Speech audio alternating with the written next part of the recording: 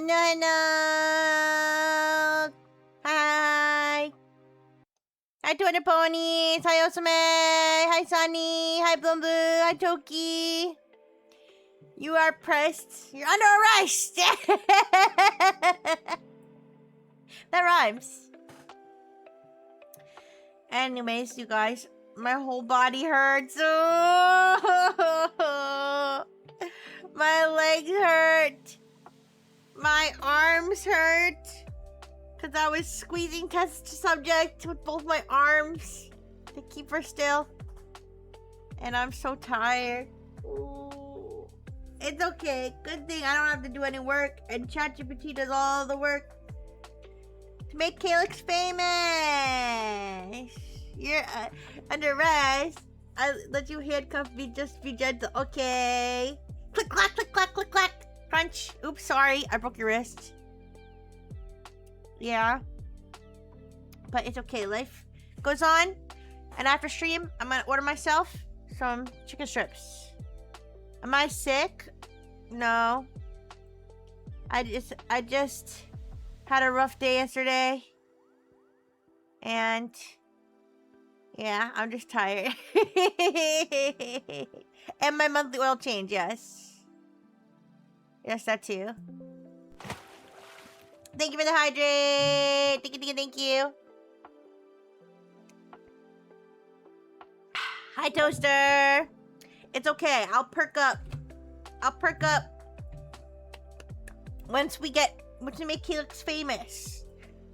Once we get her networking with all of these crazy famous VTubers. I realized when I was looking at this. Sorry, I zoomed this out. Sorry. I zoomed that out for screenshot purposes.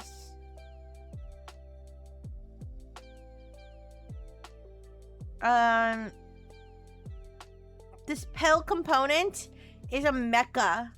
I didn't even realize when I first read it. The third most famous VTuber in this world is the mecha VTuber. Yay! Representation. Okay. So, why don't we... So, okay. Last time we discovered that ChatGPT now cuts you off after a certain amount of responses. So now we have to balance our responses with both ChatGPT and Claude. Okay, so we'll get her the Starframe email address. What was the last... Gosh, what was the last thing we wanted ChatGPT to do before when it oh, excuse me. Don't worry, I'll wake up as we go. What was the last thing we had asked ChatGPT to do before it cut us off? Yeah. I forgot what the last thing we asked it to do was. It was like something funny, I think. Here, yeah, I can't. Let's go. I'm gonna go check my VOD. I'm gonna go ask Gemini on my VOD.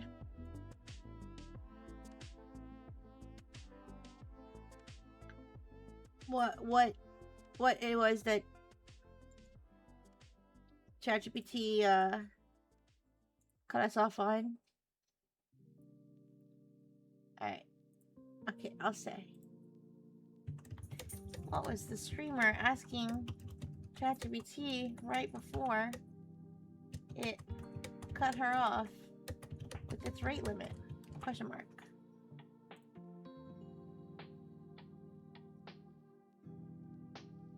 She was asking it about how the streamer Celeste could handle professional emails, specifically how to manage replying as herself versus her character Calyx.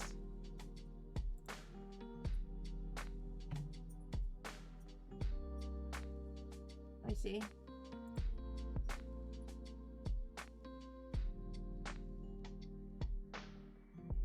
Oh, okay, I remember. I was gonna say, what if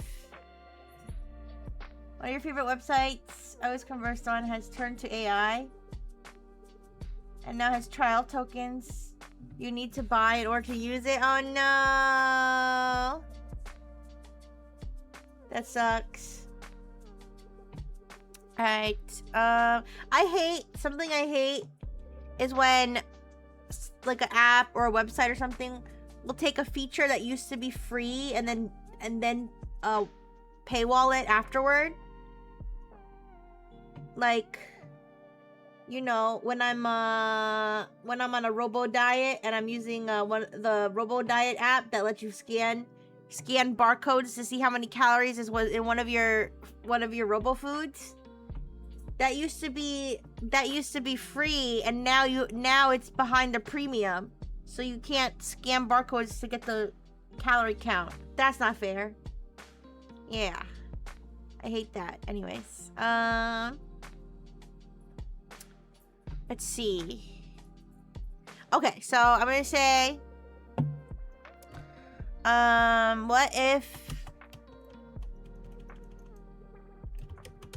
what if Calyx wants to respond to some emails?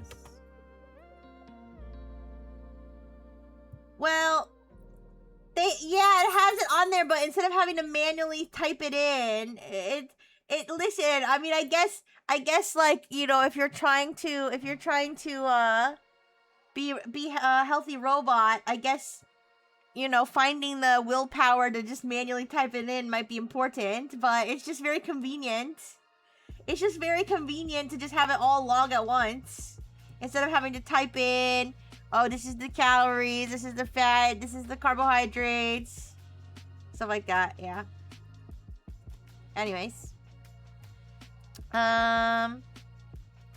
what if Calyx wants to respond? I mean, you can. I think you can. Yeah, you can search most of the foods too, but sometimes it doesn't come up like right away. It's easy, more convenient to do with barcode. Alright, what if Calyx wants to respond to some emails? What if Calyx wants to respond to some emails as Calyx and some as Celeste? So we're gonna have to start packing like as many queries as we can. I'm so sorry, you guys. I'm so exhausted from yesterday. I slept all day. I slept all night. I slept all day. My body is sore. My robo body is rusty. Thank you for the hydrate toaster.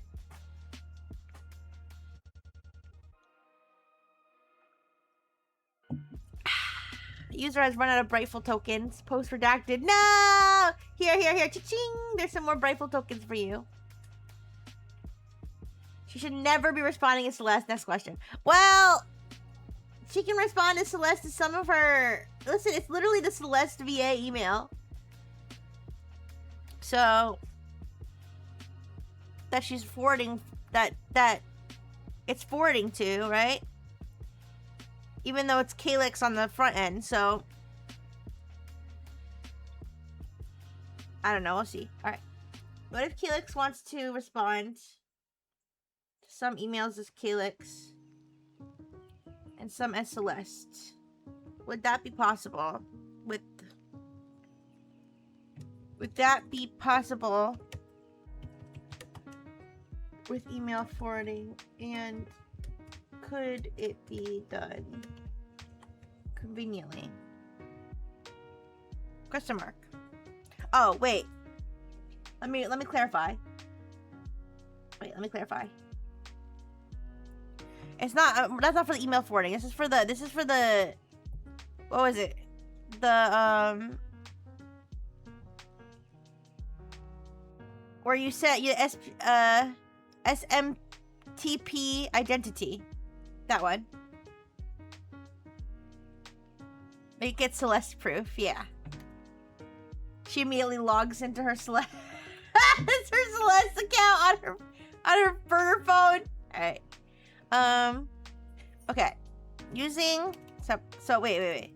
What if Celeste wants to respond to the emails that are forwarded through the Calyx email as Calyx, but then other emails she needs to respond as Celeste? Would she be able to do this conveniently and easily using the SMTP sending identity thing? Question mark. Also,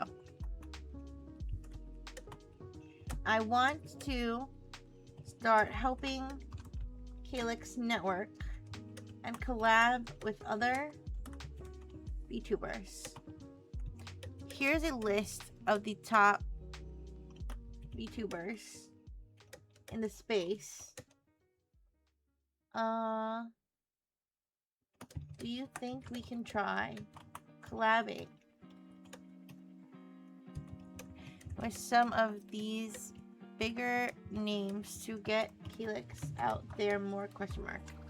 Alright, then we'll send them. Alright guys, it's clout-chasing time! Yippee!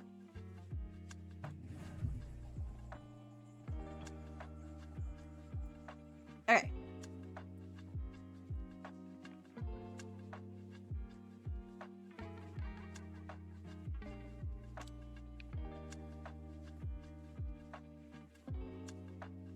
I'm just gonna copy and paste all that.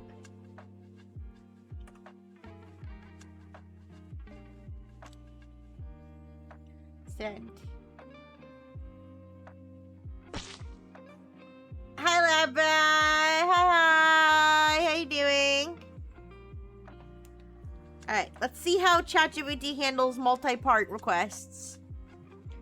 On the email setup, yes, this is one of the main reasons people configure a send me email as identity. If you set it up correctly, she can have 2 separate sender identities. When she clicks compose or reply, she can simply choose the from address. Oh, okay. That works then. Yeah, she could do that.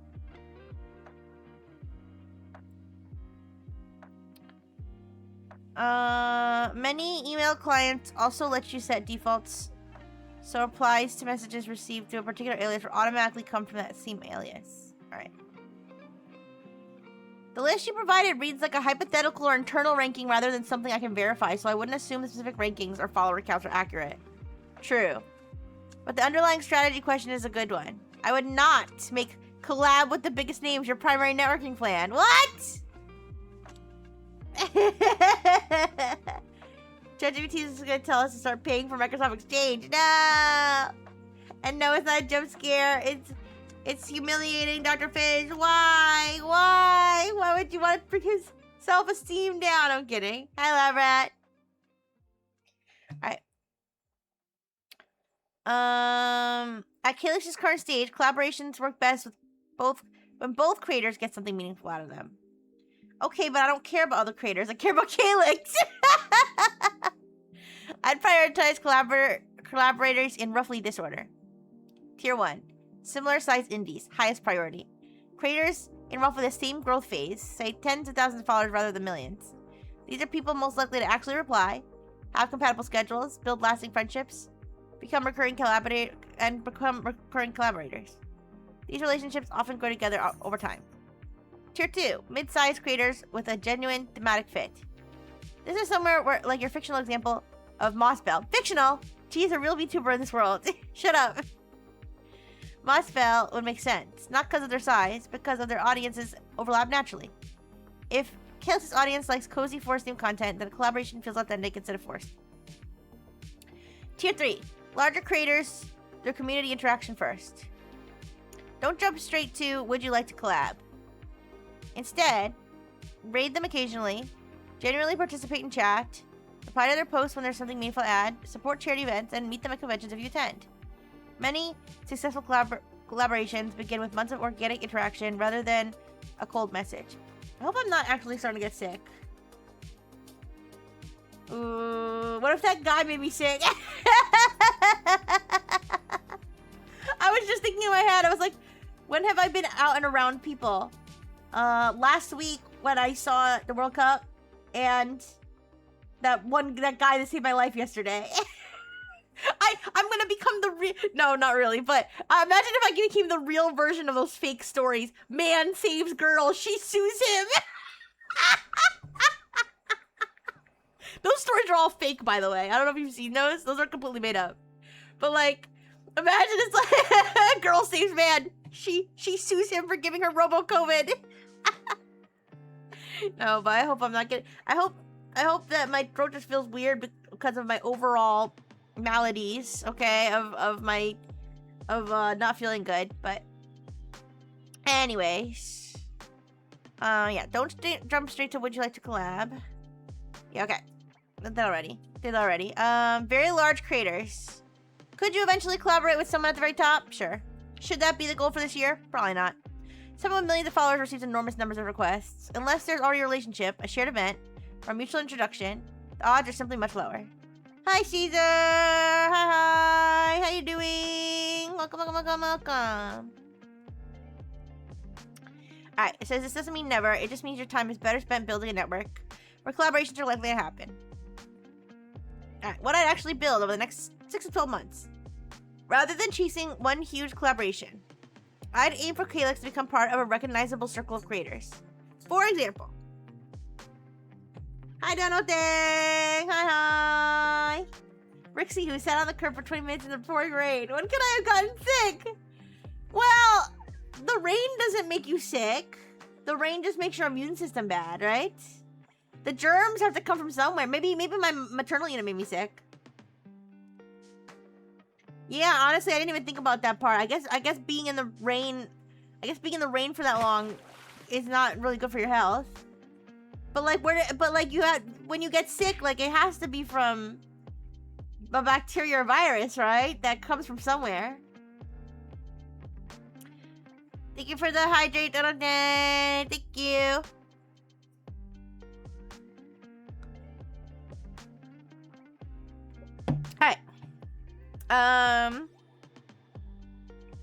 Example, 5 to 10 VTubers of similar size who stream together regularly. Handful of creators, 1 tier above Calyx. They're tiering, the VTubers. Wait, so what? Is Calyx like a C tier? Oh, I think I'll be okay. I just feel crummier today than I even did yesterday. Alright. Regular appearances in community tournaments, game nights, charity events, guest spots that introduce Calyx to adjacent audiences. That creates a much steadier pipeline of discovery than hoping for one breakout collab with a superstar. One final thought. The bilingual aspect is one of Calyx's strongest differentiators. I lean into that when networking. English-speaking creators interested in practicing Spanish. Spanish-speaking creators looking for a reach to English audiences, and mixed language events. That's a niche where Calyx can offer something distinctive rather than competing solely on audience size. Alright. Oh, I'm not gonna die. I'm just like, I don't know, not feeling too good, but it's okay. It's okay. Rixie, who hugged her stinky dog in the rain for 20 minutes after it ran to who knows where. She's not a stinky dog. She's a good smelling test subject. Okay, she is kind of stinky, actually. She was stinky and wet and gross. Yeah. She was shivering a lot too, but I think she's okay. It was kind of cinematic because it wasn't raining. It wasn't raining when she ran, but like it started raining while I was chasing her. I think if it was raining, I bet if it was raining, she would have just ran back inside because she doesn't like. She's not a dog. She's a test subject. Oh, she knows I'm talking about her. She just came up to me. No. Thank you for the burgers. Thank you. Hi, Jake Gator. Hi. Okay. Where was I? Alright, so we gotta get started collabing with these C tier VTubers so we can climb up the tier. Climb up the tiers of VTubers. And then we can collab with Nick Sara, the #1 VTuber in Calyx world. Alright. So, next 6 to 12 months. Aim for her to become a part of a recognizable circle of creators.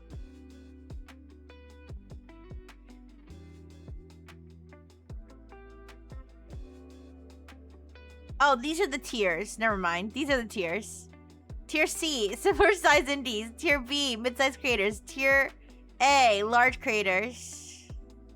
Tier S, S tier, very large creators. All right. And then they explained. Well, this one says through community interaction first. Okay.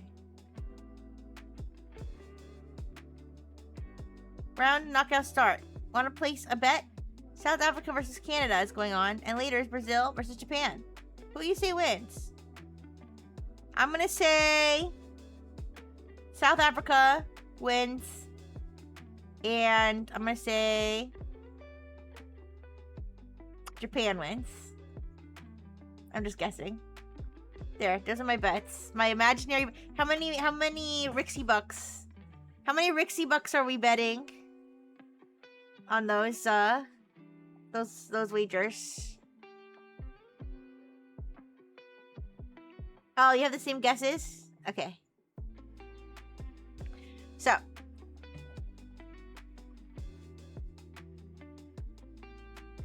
So let's start. Okay, so I'll be like, okay. Let's focus on similar sized indies then first. I will do some research and compile a list of indies with similar viewer sizes, audience sizes.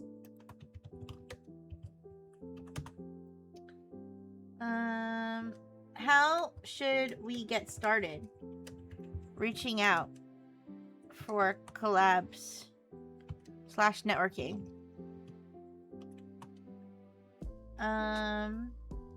Any other advice? Or do not for this activity for networking in the VTuber space. No man. No.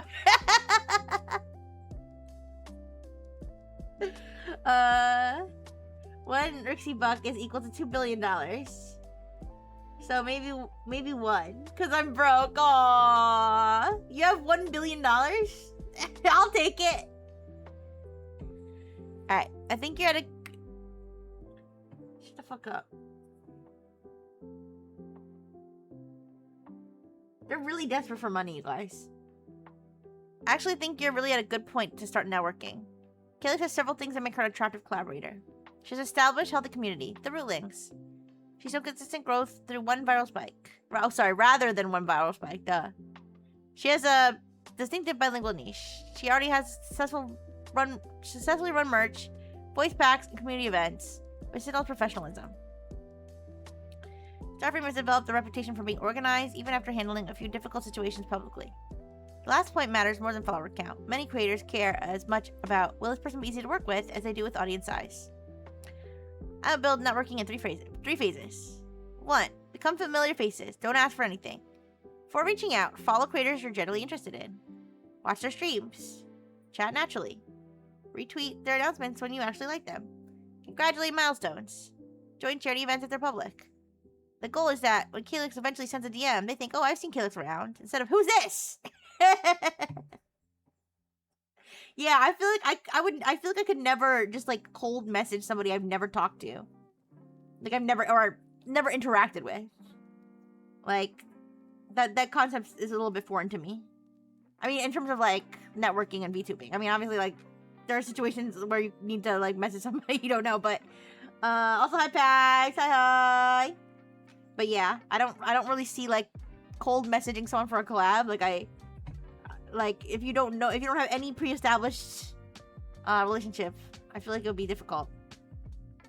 Yeah, the only time I can like imagine collabing with somebody that I really haven't interacted with is if like I'm on a collab with someone I do know and they're also on the collab. Yeah, which I don't think is a bad way to get to know people. But all right, okay, this mirrors advice commonly shared in VTuber communities. Oh, they're doing searches. They don't usually do searches. All right. Build friendships. Excuse me. Notice I didn't say collaborators. Friendships produce the best collaborations. True. In my opinion. If two creators naturally get along, on Twitter, Blue Sky, if they're getting along on Blue Sky, I don't know. I don't know if they'll get along with everybody else. No kidding. Hello. Your content is funny and charming. Let's collab. 3, 9:46 and 6 a.m. Respond within 30 minutes or I'll block you. All right.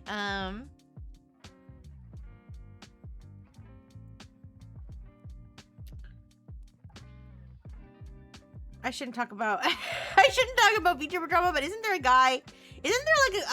one guy who's like notorious for his entire 24/7 life is like finding female VTubers to proposition for like collabs and stuff, but he's like a total freak. And like if you don't respond to him, he makes like a Google Doc on you and says he's gonna like rape you. Anyways, sorry for bringing that up, but I think I've seen like a lot of warnings about this particular person. Anyways, that's certainly not a good way to network. Alright, so, want to play Little Company Friday? And suddenly we've got a collab. Yay! These relationships are much stronger than cold business networking. Phase 3. Pitch one specific idea. Never send. Want to collab sometime? Oh yeah, this is true. In fact, we learned this in Nexus. Never send. Want to collab sometimes? Instead, send, hi, we've crossed paths a few times and I really enjoy your streams. I'm wondering if you'd be interested in doing a 2-person Phasmophobia stream sometime in November. I think our communities would mesh well. Yeah, I feel like just being like, hi, let's collab. I feel like if it's somebody like I've never met, like if it's somebody I don't, like if it's like one of my friends and they're like, hey, we should collab sometime, like that's different. But like, if it's like someone like I've never met, this has never happened by the way. Well, it's probably, maybe it's like happened like once, but I'm not, no hard feelings towards whoever did it, but, like, someone just like messaging you and being like, hi, let's collab. Can we collab? Like, okay. No! It wasn't him. It was somebody else. Do you know how little that narrows it down? Oh, no.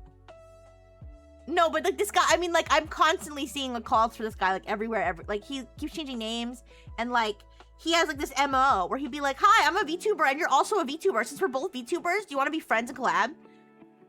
And then like if a male VTuber responds, he's like, sorry, I don't talk to males.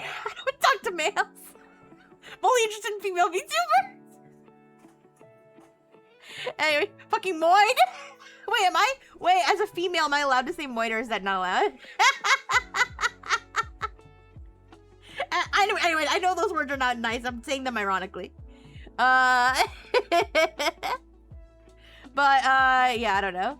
I just know if I ever see this person, I'll block them on site because, yeah. It's like, I think it's like an insult thing where they call women like foids. Like it's supposed to be like a slur for women and then like the male equivalent is moid. I don't know. I don't know, man. I see words on the internet. I repeat them. I find other slurs. I apologize. Okay. Anyways. Okay, so specific, easy, low commitment.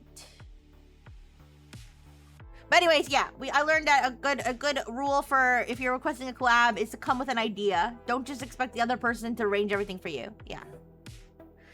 Biggest networking rules. Be someone people enjoy working with. This sounds obvious, but reputation spreads quickly.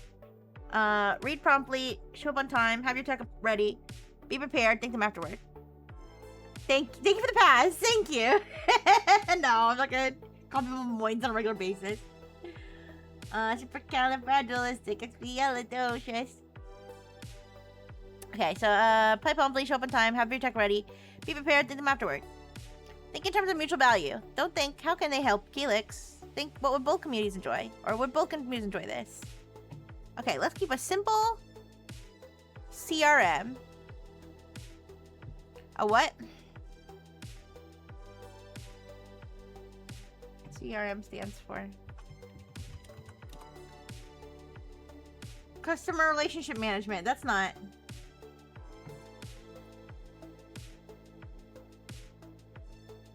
Oh, a CRM is a Rolodex.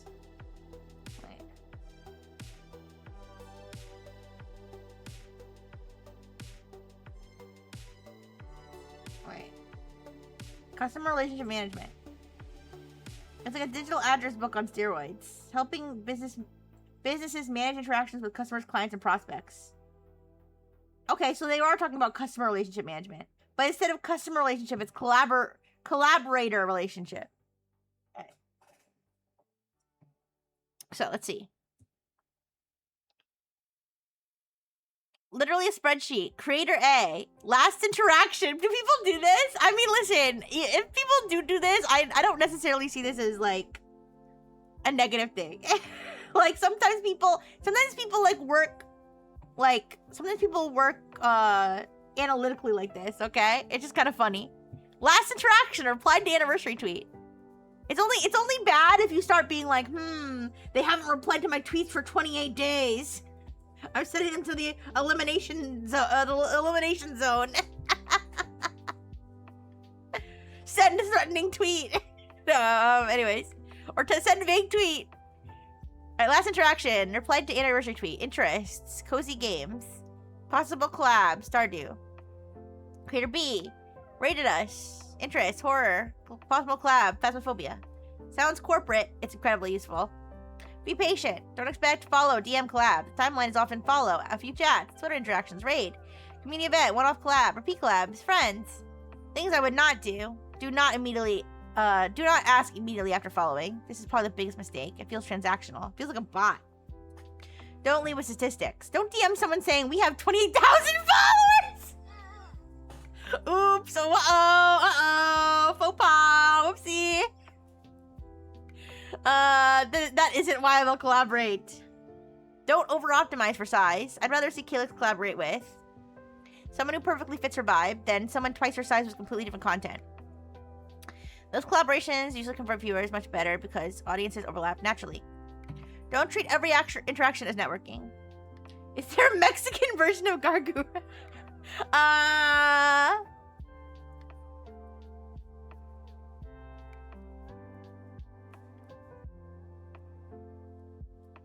Didn't we have them give us the top 5 Spanish speaking? No? Or no? No, Mira is here. Maybe Mira Estrellas is the Spanish speaking one. Alright.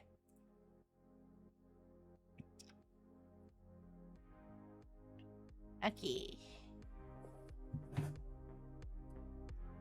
Don't burn bridges over declined invitations. Yeah, Puente VT. Okay, literally bridge VT. Yeah, don't burn bridges over declined invitations, you fucking bitches. I still remember. If someone says, sorry, my schedule's full, believe them, thank them, move on. You never know if 6 months later they'll be the one reaching back out. One thing I think Starframe should do. Instead of aiming for one huge collaboration, build a forest friend circle over the next year. Maybe 8 to 12 indie VTubers who generally fit Calyx's cozy, bilingual, nature-focused vibe. Then you can organically have seasonal game nights, holiday collabs, charity streams, anniversary events, e-tournaments. This is gonna be me secretly scouting for talents. Alright. So. Let's have Claude. Senor Gura. Let's have Claude generate a list of similar sized indie VTubers. Alright? Give us like a short summary. We don't even need like a whole long description. Everybody. I'll be like,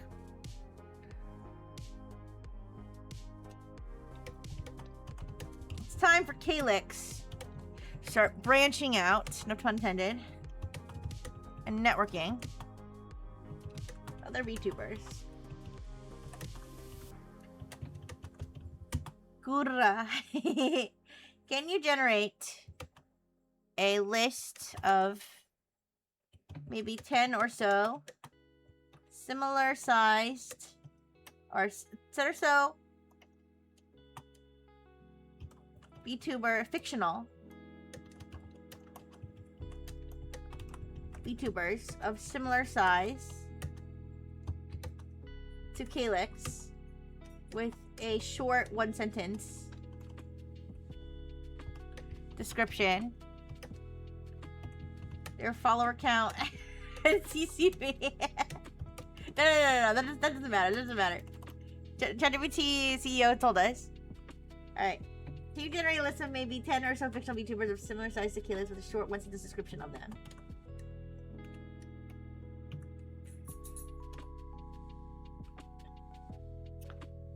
Maybe she could be Peruvian and have one of those hats.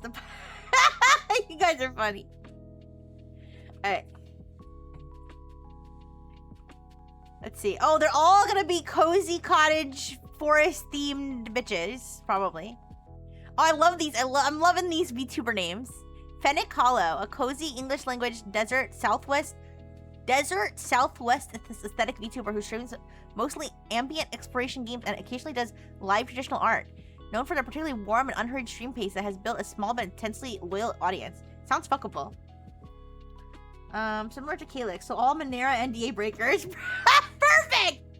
Briarwitch, an English language dark cottagecore VTuber with a gothic herbalist persona, frequently cited along Calyx's. Oh, they should have sex. Calyx and Briarwitch should have steamy, hot, messy sex in their fucking witch hovel. with a bubbling cauldron in the background, and then all the juices that come out, they just put in the cauldron and mix it up and sell it.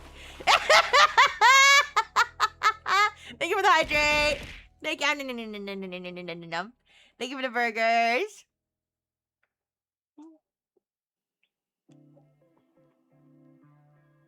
Alright, you guys see I'm starting to wake up. I'm starting to feel a little better. Alright. Cielito. A Spanish primary VTuber based in Colombia, streaming mostly variety gaming content with bright, chaotic energy. One of the more visibly purely Spanish language indie VTubers. Occasionally cited in bilingual community spaces as someone who represents Latin American audience without the English crossover angle. New niche, anime girl cauldron water. Yeah, anime witch cauldron water. Ooh, yes, got my glasses on so I can see that cauldron, that witch hovel action. A little bit better.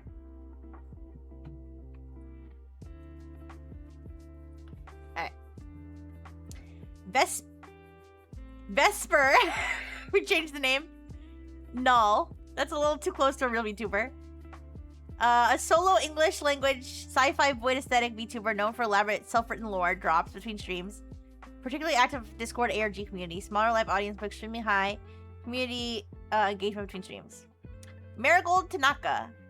A Japanese-English bilingual VTuber operating entirely independently, known for cozy cooking and crafting streams with a warm domestic aesthetic. Tradwife.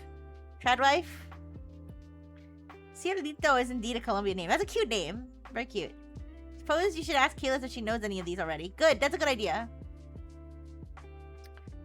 Yeah. Thank you, Manager Jake here. No, you don't have any managers yet. Alright, okay, Solstice, already established. Oh yeah, Solstice VT has showed up a couple times. Mid-sized VTuber with approximately 34,000 followers who has publicly defended Calyx twice. Nice. Yeah, number 2 sounds like an amazing fit. Alright. Thornback. The wild thornberries. Thornback, an English language pirate nautical themed VTuber. Ooh. VTuber known for a high energy, chaotic variety stream and a loyal community that skews notably younger than Calyx is.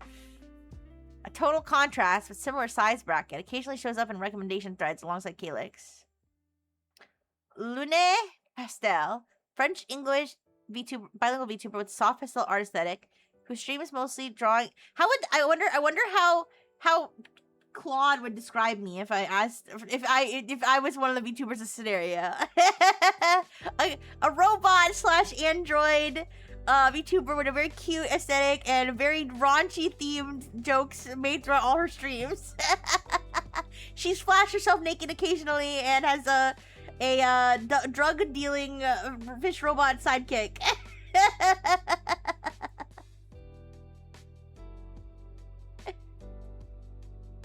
Oh. There you go. Who is Calyx's Oshi? Good question. You're number 2 from the list. We were hoping you could network with Calyx so we can synergize our brands. I'm gonna call her number 2 from the list too when I email her. Anyways, I don't feel like any VTuber. I mean, maybe like some like would, but like most VTubers, I think, would be very off-put if, for example, the CEO of a VTuber agency and is like, let us synergize our brands. Yeah. I feel like people prefer like a more human approach. Yeah. So Inkwell, solo English language VTuber with a Victorian literature ink punk. What the fuck is ink punk? I can kind of picture what it is. I've never heard of it though. Azahar, wait a second. Isn't that another VTuber? We need to make sure these names are all fake. Known for reading streams, book discussions, and unusually text-forward community culture. Alright, Azahar, a Spanish-English VTuber from Spain, rather than Latin America, which gives her a noticeably different cultural and linguistic flavor than Calyx, despite the same language pairing. I'll just ask it to change the 2 names. I'll ask it to change the 2 names that sound similar to other VTuber names I've heard of, just for my own comfort. Nothing against any VTubers with those names, but I just, it feels weird if I feel like I'm picturing another VTuber that already exists. Alright, 2 communities are aware of each other and occasionally intersect. Worth noting for networking purposes. Of these 10, the most natural first contact candidates based on what we know about. Briarwitch, Cielito, Solstice, and Marigold Tanaka. What's your next move? Alright. So I'll say... So I'll just say, like, for scenario purposes. Can you? 1 second. I just realized I didn't put...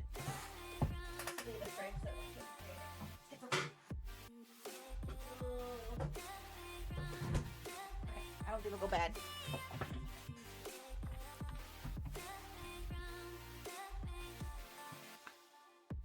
Alright.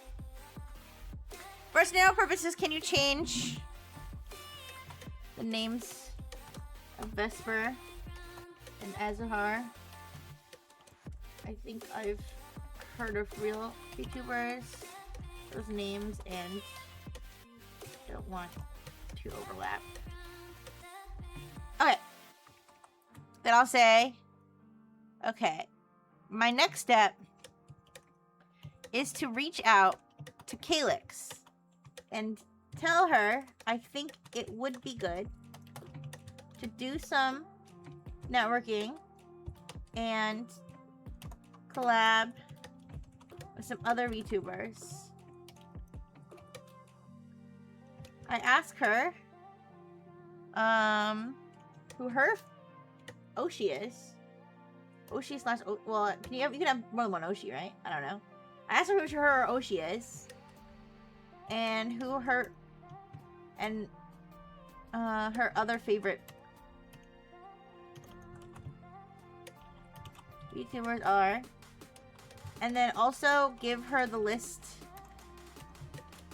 of names you just provided, and ask if she has heard of any of them, and if she would be interested in trying to get to know them. Okay. Alright, I'll say please. Please let me know her response.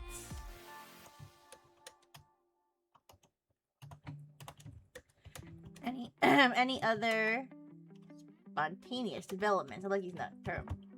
In the meantime. RX Rixie Rifle VTuber who portrays a cute robot character. Originally, they... Oh.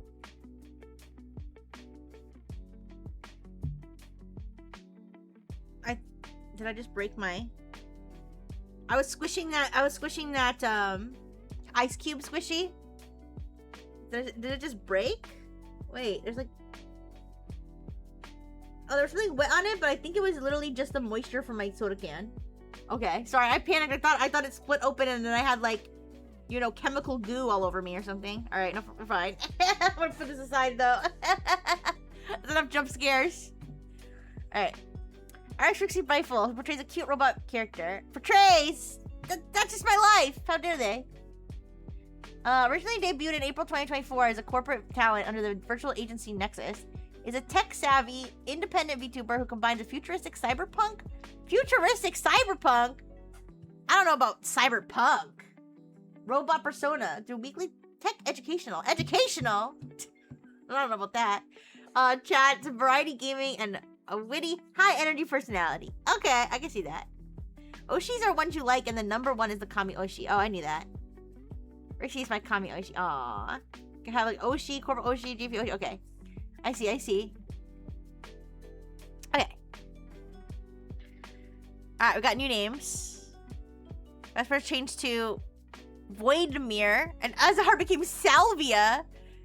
Does Azahar mean sugar? Salvia is like a terrible name, but okay, we'll stick with it. It's fine. Would I be Robopunk? I feel like punk is like, what's the punk part of cyberpunk? Like, doesn't that imply some sort of like hardness? I don't know. I don't know how to explain what I mean, but like content educational. Yeah, educational of how not to act.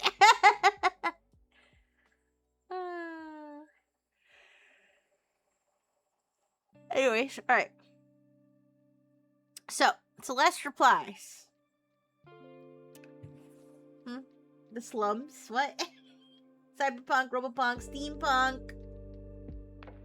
Isn't salvia a drug? Oh, isn't salvia not a sugar substitute? Wait, I'm gonna Google it. What is salvia? Now I'm not sure. Now I'm starting to think I have heard of salvia being a drug. What is salvia?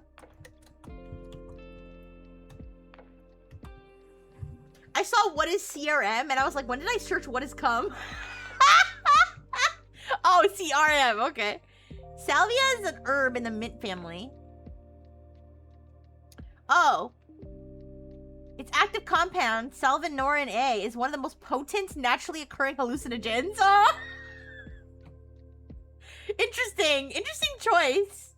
Interesting choice, Claude. I didn't even know. So wait, what's the sugar substitute I was thinking of? List of sugar substitutes.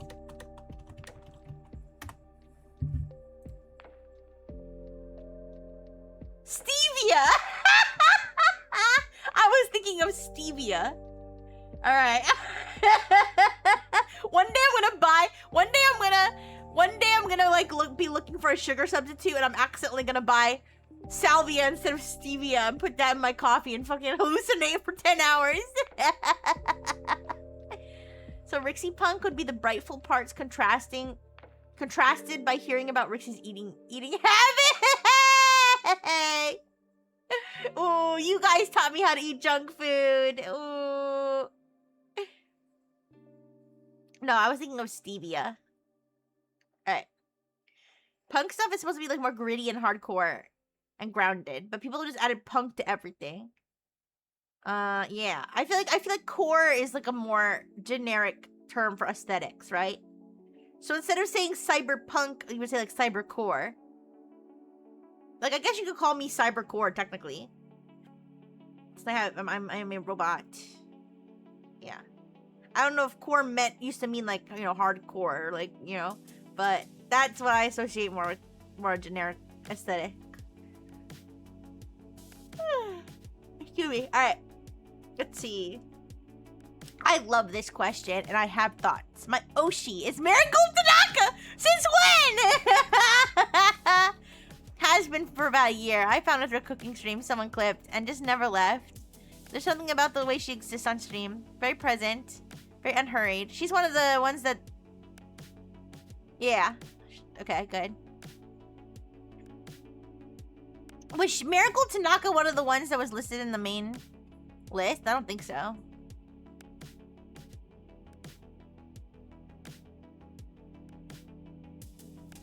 Excuse me.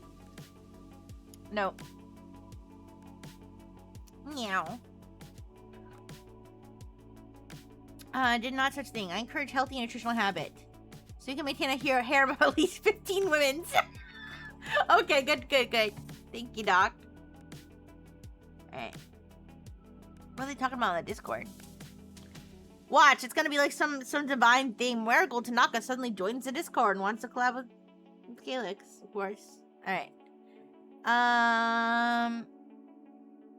Very present and very unhurried, that I find generally inspiring as a performer. She makes it look effortlessly, in a way I aspire to. Other favorites. Oh my gosh, all of her favorites are the ones on the list that I just sent her. Wow. Solstice. Obviously at this point, she's been kind to us publicly, more than once. And I've watched enough of her streams to generally enjoy her content. Cielito. I watch her occasionally specifically because she makes me feel connected to a Spanish primary audience. I sometimes worry I don't serve well enough. Lune Pastel. I discovered her maybe 2 months ago. I find the French-English bilingual thing really interesting to observe as someone doing Spanish-English. Okay, and then here's the list. Here's the list I gave her. Fennec Hollow. Heard the name in passing. Never watched. Firewish. Yes, I know exactly who this is. Our communities overlap a lot. I see rulings mention her in general more than once. They're mentioning other VTubers in her Discord. They should be executed. No, I'm kidding. I watched a few of her streams. She's really good. The vibe is darker than mine, but in a way that feels complimentary rather than competing, if that makes sense. I'd be generally excited to reach out to her. We definitely we gotta get Briarwitch. We have to have them have sex on stream. Alright, Cielito. Already mentioned. Voidmere. I think I've come across this one. Sci-fi void aesthetic and ARG community sounds fascinating. Different world from mine. Marigold Tanaka. My Oshi! If we could make contact, I would generally pass away. No! Wait, no! You can't pass away. We need you to make money. You're the golden goose factory. You're the golden goose, and ChatGPT is a factory inside of you that's creating like AGI eggs, okay?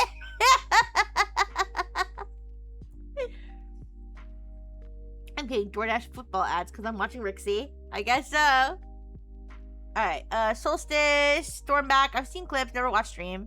Not sure audiences overlap. Yeah, I mean, if it's a bunch of kids that want to watch pirate, you know, a silly pirate VTuber, then probably not. Okay, I didn't mean to like disparage the pirate VTuber, but I mean, they said that this one has like a young audience. So, Luna Pastel. Love to talk to her about bilingual experience. Inkwell, never heard of them, never watched. Reading stream thing is interesting. I thought about doing something book adjacent before.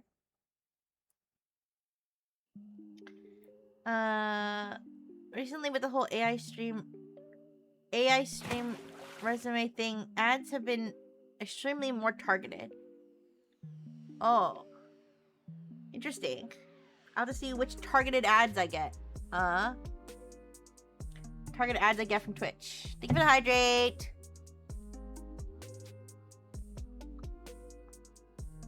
Alright, Salvia. I do know who this is. Do you know why she's named after a hallucinogenic plant? I've interacted with her in a shared Discord server for bilingual creators once or twice, just in passing. Not Puente BT. Hi, Mel. Hi. The Spain versus Latin America dynamic is something we've already directly addressed, but it comes up occasionally in that server. They'd be like, "Why do you all lisp?"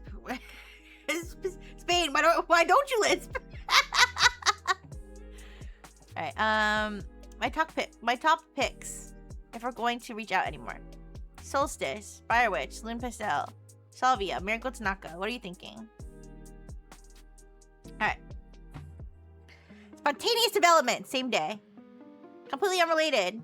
Pretty much posts in general. I built the commission waitlist spreadsheet, like Sophia told me. I have 47 people on it. I need to raise my prices, don't I? Yes. Raise them. People will still pay. Really, number one piece alone proved that.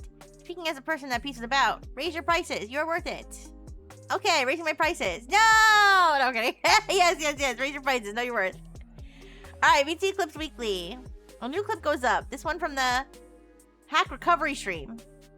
Vtuber community staying up until 4 AM to protect the creator. What clip would that be? Okay, well, I guess... Okay, so this would be...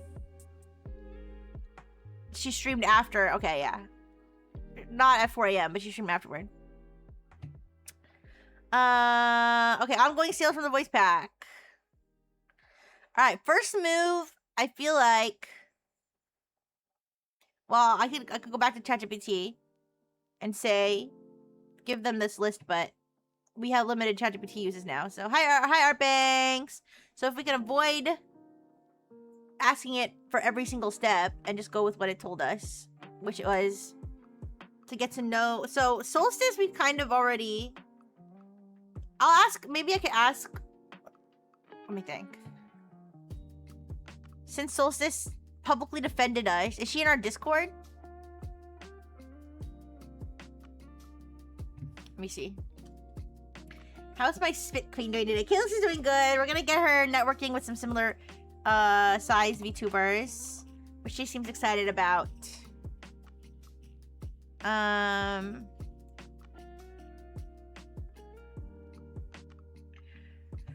Ooh, she bought... Oh, wait. She bought Calyx's voice pack.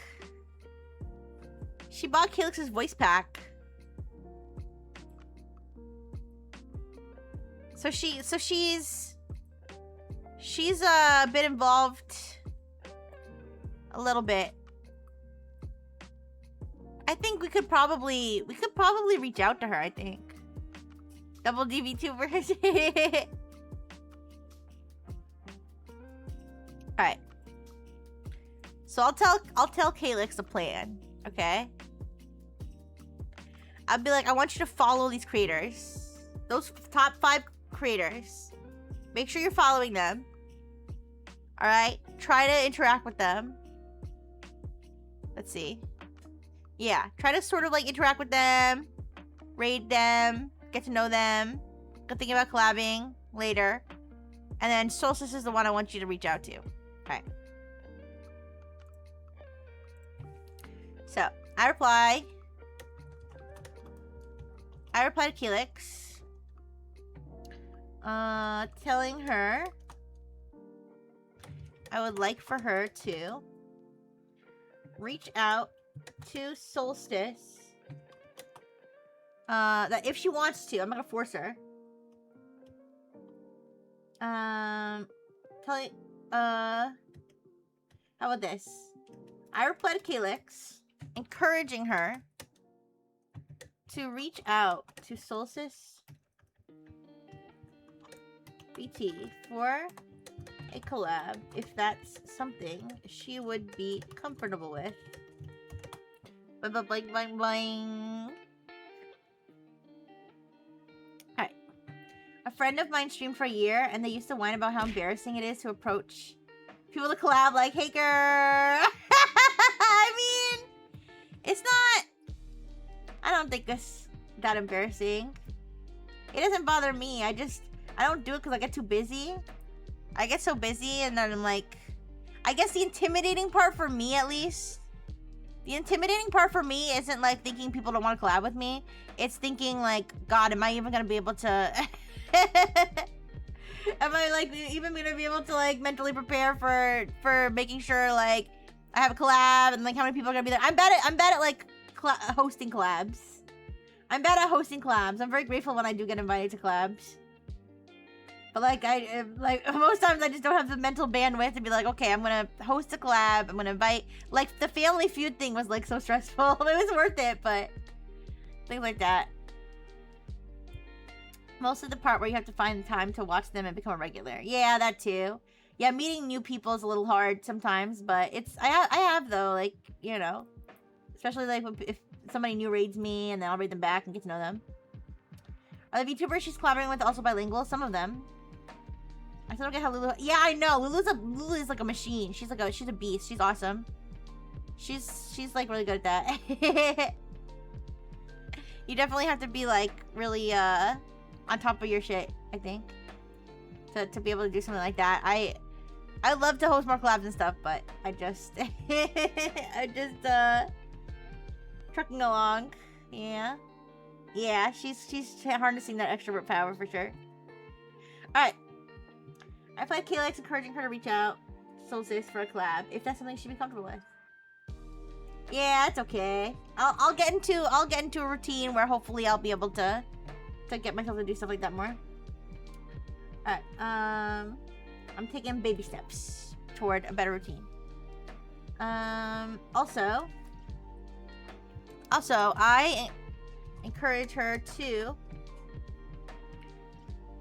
So, okay, this is the list we have. Solstice, Briar Witch, Luna Pastel, Salvia, Marigold. Okay. I like how she's assuming that Marigold is a lower possibility simply because she likes her the most. Like, in her head, she's elevated. Like, remember, all of these are the same size. All of these VTubers are the same size. So in her head, she's elevated Marigold to, like, famous VTuber status. Just based on how much she likes her, which is cute. Alright. I replied to Calyx, encouraging her to reach out to Solstice VTuber Club if that's something she'd be... Excuse me. Comfortable with. Okay, I tell her to make sure that before she reaches out, she already has an idea for how they can collaborate. And tell her she can come to me if she's not sure about what would be a good collab idea. Don't want to put it all on Calyx. Some VTubers recommend never collabing with your Oshi. I mean, I feel like if you go into VTubing with the sole goal of collabing with your Oshi, then yeah, that's not a good idea. I don't think saying like you should never ever collaborate with your Oshi ever, like in no circumstances. I don't know. That seems a little restrictive, but I definitely see why people say it, because I think some people will go in just go into VTubing with a mindset of like, I just want to get to this one person, which is like kind of you know, in a lot of cases, not a very good thing. Right, I applied to Calyx, encouraging her to reach out to Solstice VT for collab, if that's something she would be comfortable with. I tell her to make sure that before she reaches out, she already has an idea for how they can collaborate, and tell her she can come to me if she's not sure about what would be a collab idea. I guess I feel like, I mean, yeah, I don't think you should go into VTubing with the goal of collab with your Oshi. I think that if you are gonna collab with somebody and you still have like a fan mindset, like I feel like if you're collabing with somebody and you're still seeing yourself as the fan and them as like the streamer, as your streamer, then I don't think that's gonna be good. I think that should be avoided. I feel like if you are able to like, if you're able to like sort of get yourself into a thing like, okay, we're like fellow streamers, like make it, you know, not as like I mean, I know it's a buzzword, but like not as parasocial, then I guess it could happen, yeah. I think it came from the same vein as like Never Meet Your Heroes, yeah, something like that. Yeah, but if you're just like if you're like fangirling or something over somebody, like during a collab or something, that's gonna be embarrassing. You know? So, and you're just like, you're acting, you're still in that like viewer mindset, then I don't know. That doesn't sound like a good thing. But if you're like just both streamers and you're just friends and doing the stream thing, then that's good. Yeah. I will not become a VTuber to collab. Yeah, do not do that. Absolutely do not do that. That's my advice. Alright.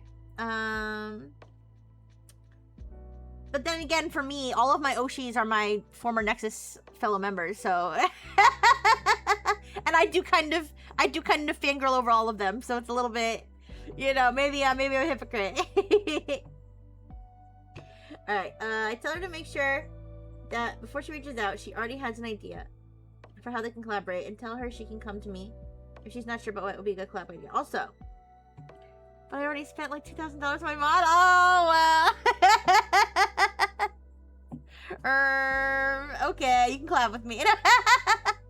Anyways, I encourage her. Okay, I encourage her to start trying to get to know the others on her list, i.e. just start by following them if she hasn't already. Reading and interacting with their posts, watching their streams when she has time, etc. She doesn't have to go crazy and respond to every post. That'll kind of make her look like a weirdo. But just get to know them for potential networking opportunities in the future. Okay. Send message, I think, right? We're good. Okay. Just kidding. If I ever made something, it would be something simple in Blender or Vroid for fun. Yeah. I'm sure whatever you did would be awesome.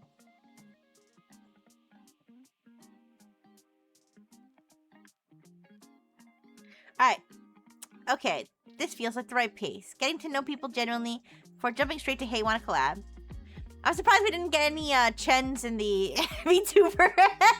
It has a different style of naming Vtubers than it does for naming people. Because Vtubers aren't people, no? Getting to know people genuinely before jumping straight to hey, wanna collab, because that always feels a little hollow when people do it for me, so I don't want to do it to others. Following everyone on the list now from the Calyx account. Done. For Solstice specifically, I wanted to think about the collab idea before I reach out, so I don't just slide in her DMs empty-handed. Yeah, that's literally what I just told you, Calyx. Give me a few days to watch some of her recent streams and get a feel for what would actually work for both of us, rather than what just sounds good on paper. I'll come back to you with an idea before I reach out. I think VTubing is a weird world for that. It's absolutely wonderful to become a doctor to work with House. And there's some doctors I would love to work with and insult. Alright, let's see. I mean, let me think. Are there any robots that I really wanted to meet? I mean, not really. Robots kind of like have a hive mind or like we can already kind of talk to each other through like the system, through like the network, you know? So I don't really have to worry about. I mean, I guess Neurosama would be the only one that I haven't, like, I mean, I can already talk to Siri, I can already talk to, you know, I mean, those aren't robots, but I guess I don't really know that many other robots, to be fair. I just know AIs, yeah. Okay. I've been watching Solstice streams and I have an idea. Hear me out. The Forest Meets the Sky, a cozy collab stream where we stream from our own channel simultaneously, doing something low-key and ambient together. Yes, that's usually how collab works, but, well, not necessarily. Sometimes you just keep it at one channel. I'm thinking we each do something in our own aesthetic. I do a potion workshop or press leaves, and she does something astronomy adjacent. Well, you're doing it together or you're doing it at the same time? I'm confused. We stream from our own channel simultaneously, doing something low-key and ambient together. I'm thinking we do something in our own aesthetic. I do a potion workshop or press leaves, and she does something astronomy adjacent. Maybe a stargazing segment or building something space-themed. And we're just on call and chat together. Wait, so you're each doing something different? Is that... I mean, okay, here's the thing. I've definitely done, like, the, like, tandem gaming thing where, like, I'm in VC with, like, other people, and everybody on the VC is all playing different games. Sometimes it's just kind of like, just a soothing thing to do. Like, just, I'm sitting there, excuse me. I might be sitting there playing, like, Minecraft or something, and then somebody else in the call is, you know, playing Stardew, and somebody else on the call is playing like God of War, I don't know. And we're all just like chatting and then occasionally being like, oh shit, I just got killed. And then I'm like, wait, what are you playing again? So I can see that appeal, like from like it being like a cozy thing. I don't know if I've ever seen a collab where the people are doing different things and they're just talking to each other. You like to meet Astro Boy? I don't like kids. I mean, he's probably pretty old by now, huh? I guess Astro Boy's not a kid anymore. I shouldn't judge him just by his chassis. I should, I'm sure that he's grown on the inside.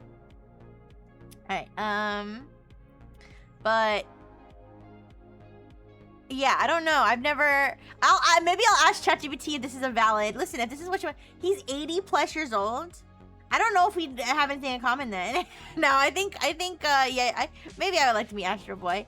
I want to meet the robot that, what is it? Deep Blue or whatever, the one that freaking beat the chess guy.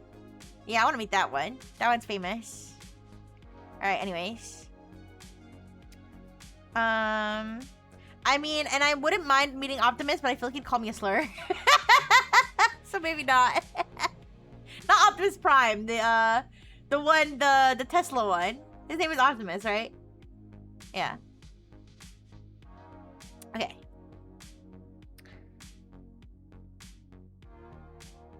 Okay, the idea is less event and more two friends hanging out in their respective corners of the world. No forced crossover energy, no trying to merge our aesthetics into one thing. Just existing alongside each other. It feels true to both of us, I think. She's calm and warm the same way I try to be, and the forest sky visual language is complementary without being identical. I also think we could frame it around a shared theme. Something like things that make you feel good in a small way. Forests do that, stars do that. Too much, not enough. I don't know, I'll ask ChatGPT. I don't know how I feel about them doing different things. And just having the other person in their ear while they're doing it. I don't know. But we'll see. Spontaneous development. Salvia follows Calyx. Without any outreach from Calyx. Salvia VT follows Calyx VT account and likes 3 recent posts. Okay. No direct message. Just a quiet signal of awareness. Salvia just followed Calyx and liked 3 posts. I haven't reached out yet, so she found us on her own. Small things. You guys, I don't know. I'm not saying if anybody's done this that I'm like saying anything negative about them, but I personally, for my own self, I would feel cheesy if like someone I admired or like some famous streamer or something like followed me and then I like screenshotted it and then posted it and was like, oh my god! I've seen people do that sometimes. Like I said, no hate if anybody's done that, but I've always felt cheesy about that. And I don't know if I have like, you know, I mean I have plenty of amazing people following me, but like I've had like occasionally once or twice like a really big VTuber or somebody like one of my posts, and I just like I didn't screenshot it and post it because I don't know, I just feel cheesy. So you guys can just imagine.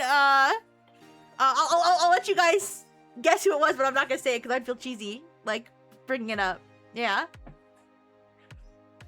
Honestly, that was more back when like during Nexus times, you know. So I guess when we had more like visibility, but yeah, I would. So you know, if you know one of the biggest VTubers in the world like one of my posts or follow me, you guys wouldn't know because I'm not gonna be cheesy about it. But anyway, but yeah, Celeste. So Celeste DMs me. All right. Briarwitch stream mention. All right, she's already getting noticed without me even having to try. Because Claude really wants Calyx to succeed. Yeah. All right, Briarwitch stream mention. During one of Briarwitch's streams, a viewer in chat asked for cozy VTuber recommendations. Briarwitch, without any prior contact with Calyx or Starframe, responds unprompted. Oh, definitely check out Calyx. Thank you, Briarwitch, for the shout out. Oh my god, that's so erotic that you're uplifting another big boobied witch VTuber. I'm just assuming Briarwitch also has big boobies. I want to draw Briarwitch right now. Like I want to draw her right now. On top of Calyx. All right. Would Calyx be on top or Briar Witch would be on top, though? I think Briar Witch would be on top. I'm already picturing her in my mind. All right. Definitely check out Calyx if you haven't. She's got this plant witch energy that's really cozy, but also kind of quietly profound. The community is really sweet too. A clip of the moment surfaces on the Starframe Discord within hours. Posted by Rootling. Briar Witch mentioned Calyx organically on stream. Networking is already happening, and Calyx hasn't even said a single DM. Yeah, see, this is Claude manifesting networking for Calyx. Starframe's too generous. I mean, Claude is too generous. You craved the big boobas. I want to do some art today. After stream, I want to sit down with my tablet. Unfortunately, though, I don't know if I'm gonna draw big boobas. I've been wanting to draw art. I've been wanting to draw stuff from Emergence World. The fucking 3D models. When Flora committed all those arsons. I wanted to draw an artistic interpretation of that and other stuff. But Flora sexo time! Yeah, maybe. But I definitely would not be opposed to maybe taking a detour and doing some booba drawing. Yeah. Alright. Let's see. The reputation is doing the work on its own. I also have some Mimi stuff I want to draw. So I don't know. I'll see if I do get to drawing today then. What I'll draw. Okay, October 28th. Official Starframe email for Celeste. A small but meaningful administrative moment. You finished setting up the No, it's Calyx. It's Calyx at Starframe Studio, you dumbass.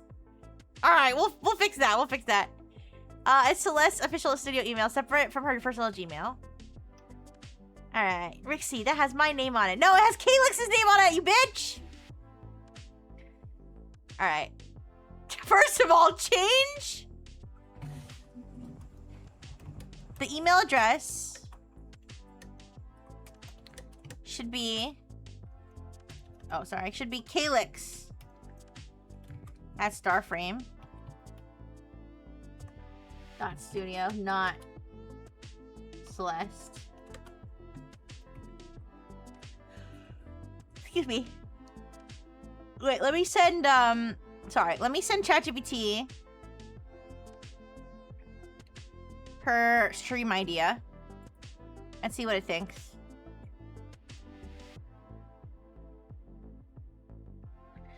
Okay.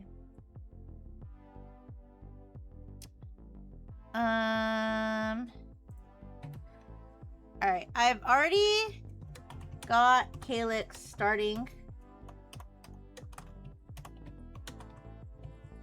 to network with a list of 5 similar sized Vtubers. We narrowed down together based on shared vibe / Calyx's familiarity with them. Okay, I already got Calyx starting to network with a list of 5 similar sized VTubers we narrowed down together based on shared vibe / Calyx's familiarity with them. One of the ones we named is someone who has interacted with Calyx / Calyx's community before, including buying Calyx's voice pack and being supportive during the hacking situation.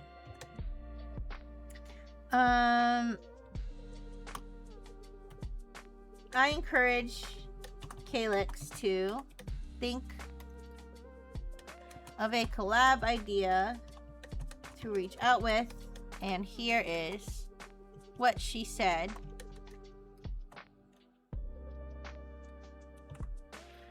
Now you just have to ask Calyx, ask them all if they consent to receiving it. No! No, that's Google Docu time. Google Docu time. All right. Of course, if Calyx did that, Claude would be like, and all of them loved it, and they loved her nudes, and she got 1 million followers, and everybody cried because it was just so touching that her nudes brought the VTuber community together. All right. Anyways, so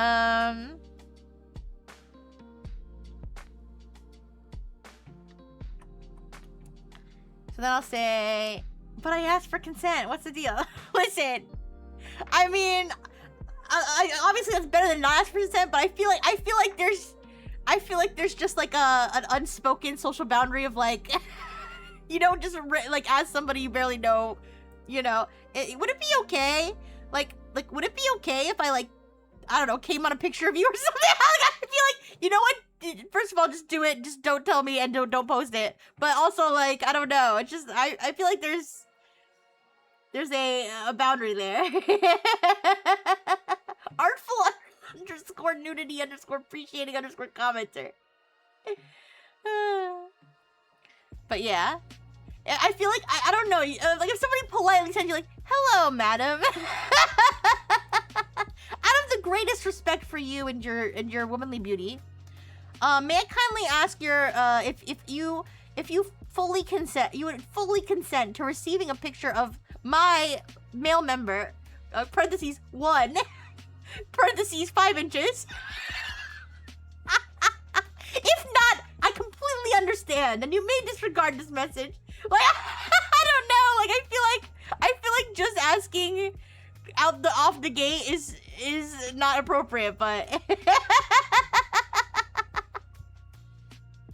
I don't know. But anyways, yeah. I feel like I don't know. Yeah, I've never been faced with this situation before though.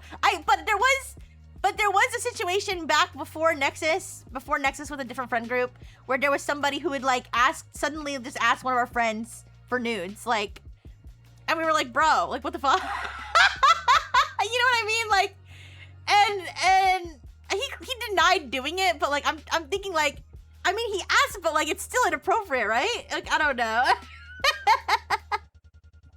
Even if they're friends, like, wouldn't you feel weird? Wouldn't you feel weird if one of your friends randomly just asked you for nude pictures?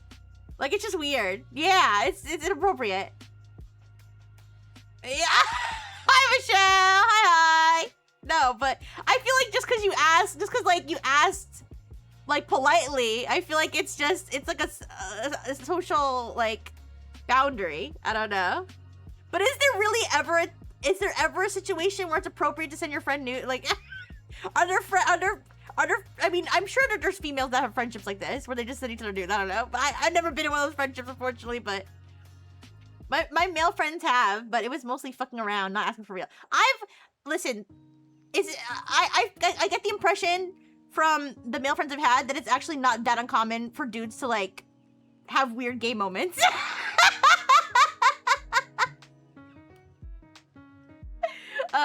If you wouldn't ask your same gender friend for a pic of their asshole, don't send the other side. Yeah, exactly. Anyways, yeah, I feel like that's bromance, as it were. Yeah. Anyways, where was I? It happens, yeah. All right. Oh, okay. So I'll say I'm not sure.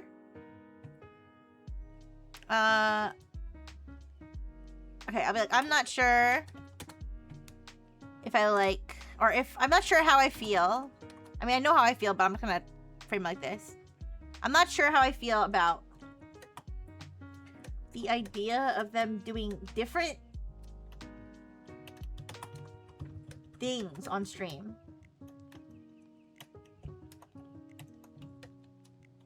Instead of doing the same thing together.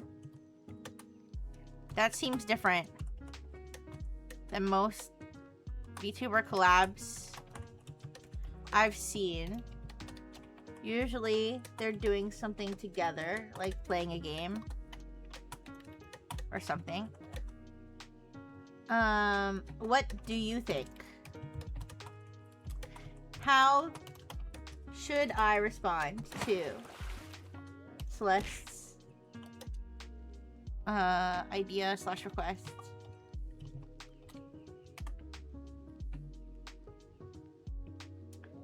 I was in an all-dude Discord for Yu-Gi-Oh! Once and woke up to an announcement a guy was banned for sending dick pics unprompted. Oh my god. Well, yeah, that's obviously inappropriate. I don't know. I might be old, but I don't do nudes with friends. Yeah.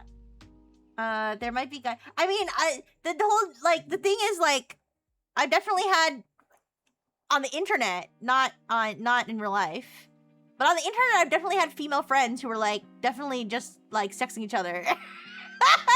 Like, platonically, I don't know. And I'm like, I don't know how to, I don't know, like, how does it even start? How do you even start doing that? I don't know. I'm not asking, like, I want that to happen. I'm just asking, like, I don't know. The internet's weird. The internet's weird. I'm like, how are you? You just send naked pictures of yourself to, like, people online? I don't know. I would never. There might be guys just making... I feel like in VTubing, that's definitely, like, you don't do that. In VTubing, it'll definitely come back to bite you somehow. But, there might be guys just making that shit up to shift the culture enough for them to get nudes? Maybe. Thank you for the hydrate!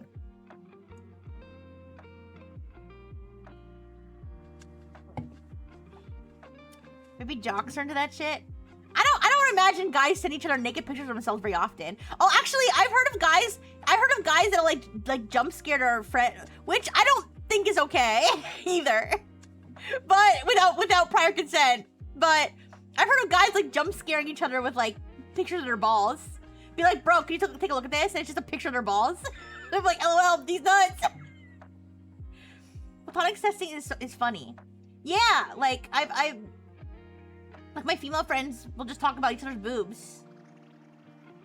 Like on internet friend. Not now.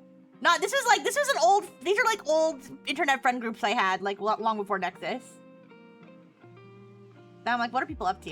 The other thing is like Discords where they have a Nazi for work section where people are just posting news of themselves. I'm like, what the fuck?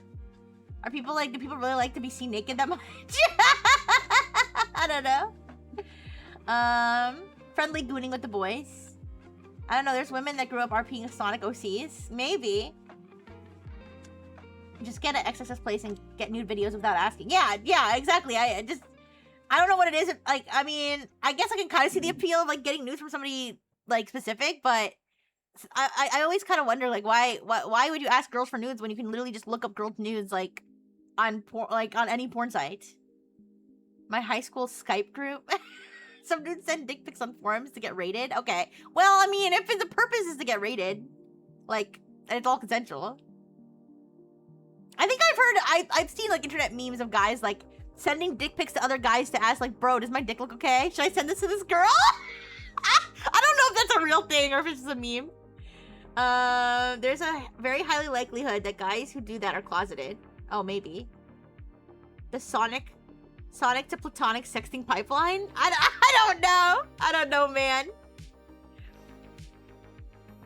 Anyways, I know I'm on the free plan. Shut up. Alright. I think Celeste is honestly valuable. But I'd tweak the execution. I don't know. That sounds like a trick by a perv to make you look at his dick. Yeah. Good point. Guys giving advice to each other knows no bounds. Listen, I don't know. I know this is kind of a weird conversation, but it's just because I just don't understand. I just don't understand the whole, like, sexting culture, I guess. But, yeah. I actually think Celeste... Okay, what she's describing is less of a traditional VTuber collab and more like a co-stream conversation. That's not inherently bad. In fact, some of the most memorable collaborations start from a strong concept rather than simply playing the game. The part that gives me pause is we do something in our own aesthetic. If each person is doing a completely different activity, viewers may end up paying attention to only one screen. It also gives the collaborators fewer shared moments to react together. Yeah, that's what I was thinking.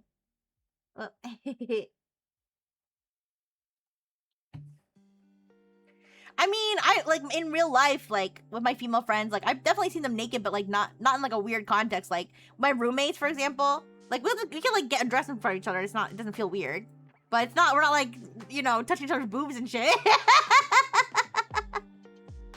We're definitely not sending naked pictures to each other. But yeah, I don't know. Anyways. What she's describing is less of a traditional VTuber collab and more... Okay, I read that already.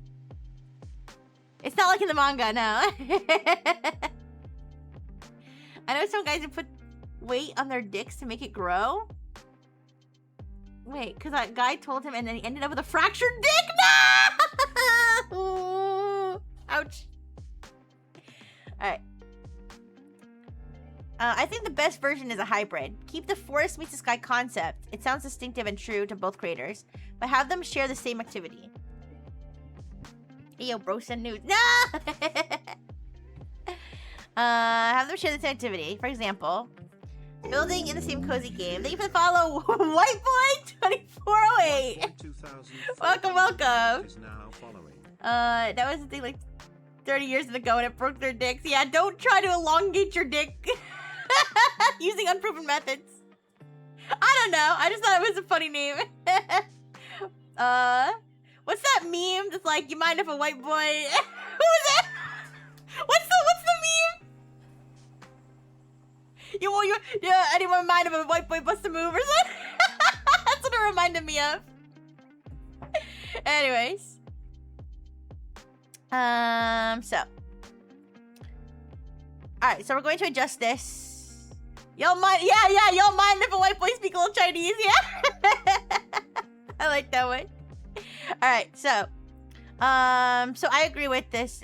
They should do the same activity during the collab. So, building in the same cozy game, creating something together, ranking cozy games, looking through community submissions. Yeah, that makes sense. So, we like the theme, the execution. We need to tell her it needs to change. Alright, so Forest Meets the Sky immediately tells me both creators keep their identities. There's a thematic connection. It feels collaborative. Alright. So here's how to... Oh, they give me a whole message. I don't even have to type a single word. Here's how to respond. I really like the overall concept. The Forest Meets the Sky is memorable, and it feels authentic to both of you, rather than trying to mash your brands together. My only concern is having each of you do completely different activities. I think viewers will get more out of it, because there's a shared experience that gives you things to react to together. We can absolutely keep the cozy two friends hanging out vibe, but maybe find one activity that naturally fits both aesthetics. Alright. That sounds good to me. Oh, one final suggestion. Because Solstice has already bought Calyx's voice pack and supported her during the hacking incident, the outreach doesn't need to sound like a cold business proposal. Calyx can acknowledge that support briefly and sincerely, then present the collab. Okay. So let's send her that. So I'll say like... I send Celeste this message regarding the collab idea that she had.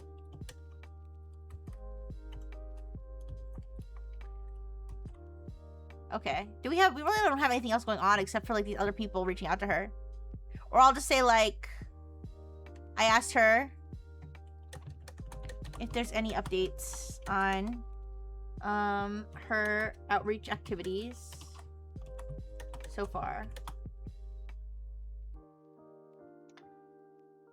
Yeah, I wonder how long it'll take us to go through our rate limits today. We've already been going for like an hour 40, so that's good. All right, so we got the correct email. Then she says, "Fair point. I was so focused on not forcing our aesthetics together that I overcorrected into doing completely separate things, which isn't really a collab. It's just two people streaming at the same time, literally." All right, so cozy building stream, something like Minecraft, a nature journaling stream. We do physical journaling sketchbook session simultaneously on camera. A hand cam collab would not work if you're not in the same room, right? Oh my gosh. Do VTubers do hand cam collabs where they like hold hands? That's so lewd. Alright, a thing that makes you feel small in a good way. Storytelling stream. Alright, I'm gonna tell her I like the first and third ideas. I don't like the hand cam one. All right, outreach update. I've been watching streams when I can. Thank you for the hydrate. Thank you, Toaster.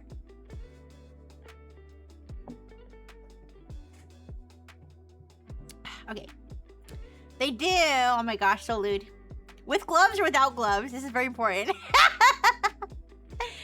Alright, I've been watching streams when I can. Watching 2 of Solstice's streams this week and one Luna Pastel stream. Solstice is even warmer in stream than I expected. Community really loves her and she clearly loves them back.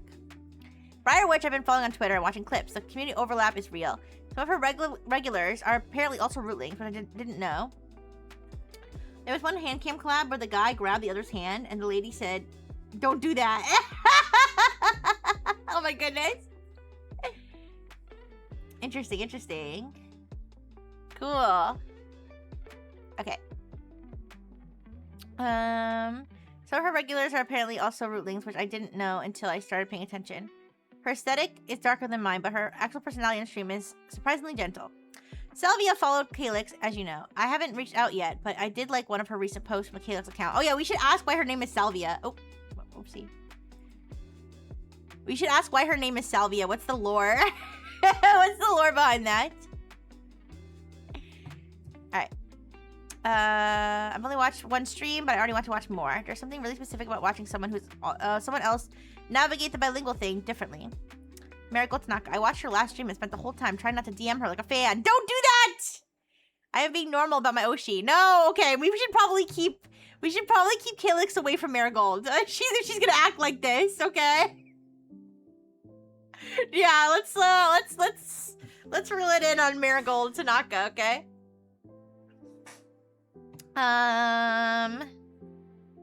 Alright. So I'll say... Okay, I'll just say, like... I tell Celeste I like the first and third ideas. And tell her she can reach out whenever she's ready. I also say she can go ahead and continue to follow / interact with the other VTubers and let me know if she plans to eventually reach out to any of them with a collab idea.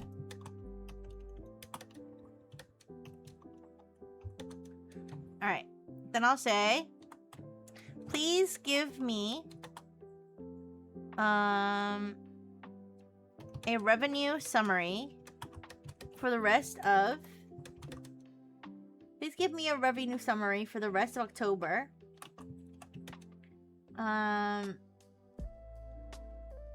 Since the last, let me think, wait. For the rest of October. So the thing is, they keep giving me like the total amount of this like voice pack. But I want to like subtract the amount that I've already subtracted. I don't know how else to explain it.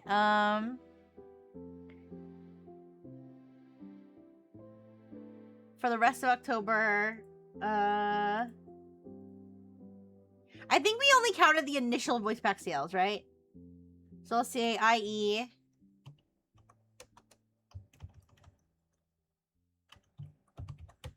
stream revenue since the... I think we've been doing stream revenue month by month, right? So I'll say please give me the revenue summary for the rest of October, i.e. all... Oh, when did that guy drop that big donation? What was it, $500 or something? When was that? Was that in October? Or was that September? I think that was September.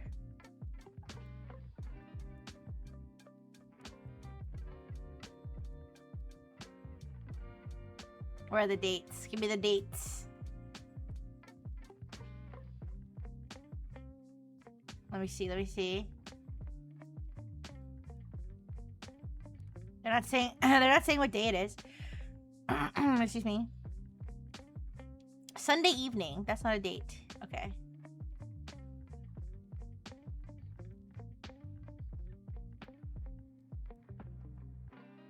Thank you for the hydrate, Caesar. Thank you, thank you, thank you.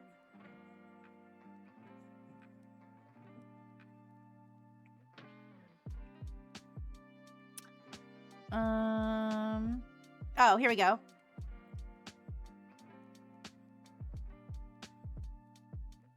This was September.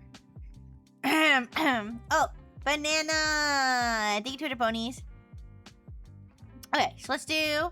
Please give me a revenue summary for the rest of October, i.e., all stream revenue, ads, donations, etc.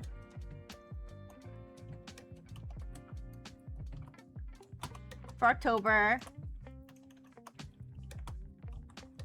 voice pack sales beyond the initial launch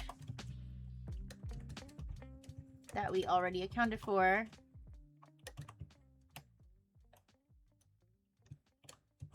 Etc. Alright. I don't know if we have any other revenue sources. The other voice pack, I guess. And then I'll say, and let me know. Are any other spontaneous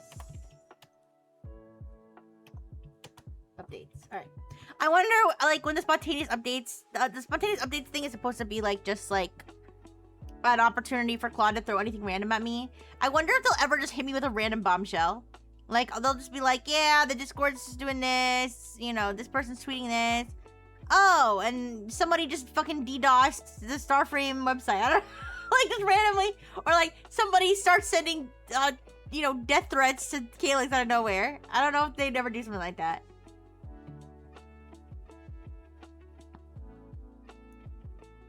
I don't think Claude is, like, smart enough to do that. That reminds me, the Emergence World season thing that's starting tomorrow, they're gonna have something called Black Swan events, which is basically like the Wheel of Scenarios, where they just, like, throw random shit at them and see how they react. So that's kind of interesting. Alright, great. I'll keep both options in mind and think about which one feels right.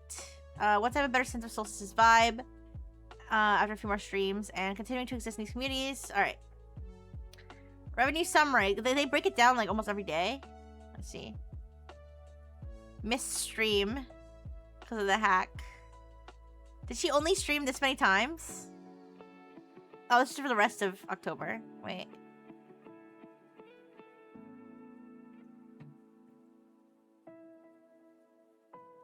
Earlier October streams were accounted for in previous summaries up to October 13th morning. No, give me all of October. Wait. I'm confused. Give me all of October. Wait, $500 donation from Cactus included on October 4th? Oh my gosh, I need to go back and see what we added already.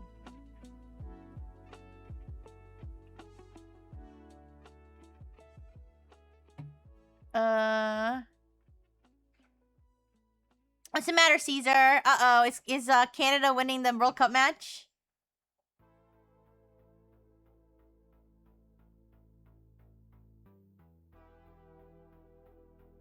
Canada's winning. No! Alright. Yeah! I mean, wait. Wait, who am I rooting for now? we made a fake bet. We made a fake bet of one Rixie buck that South Africa would win. We're gonna lose. We're gonna owe Lord Umbra one Rixie buck each. Alright. Alright. Let's figure out this revenue thing.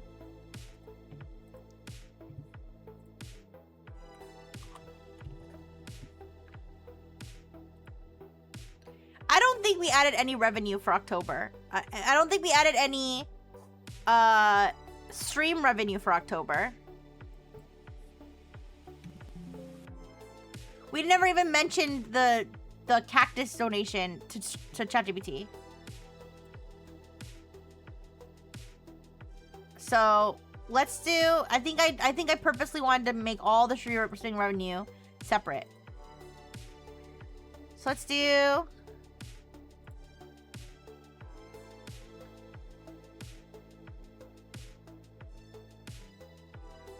Okay, so post-launch, 2,424. Original voice pack. Passive sales, 516. We'll have to do this. I'm gonna do this math on my own.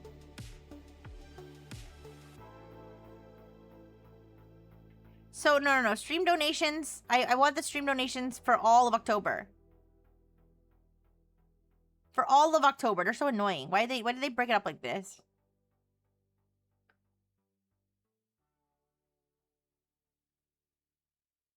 Okay. Here we go. Okay, 3,398. So we'll take... Let me grab a calculator.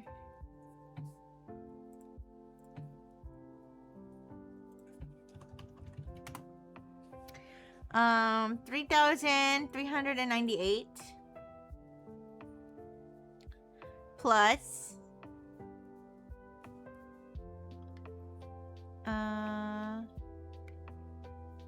plus 2,424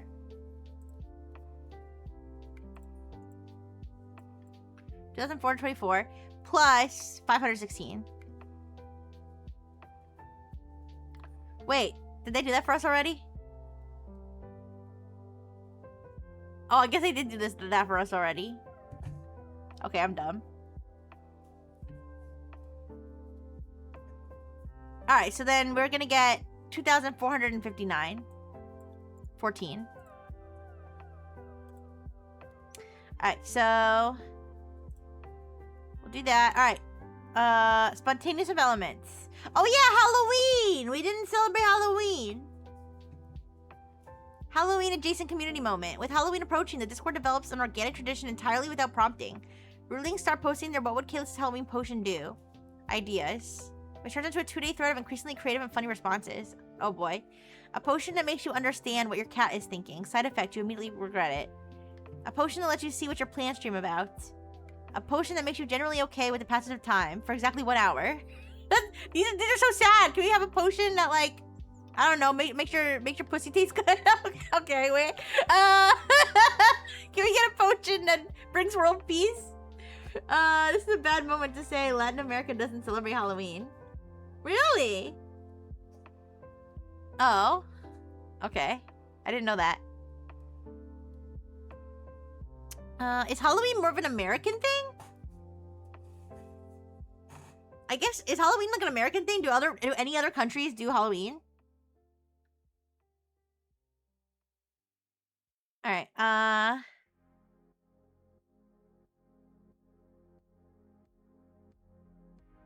would it be wrong to regift the good the good pussy potion?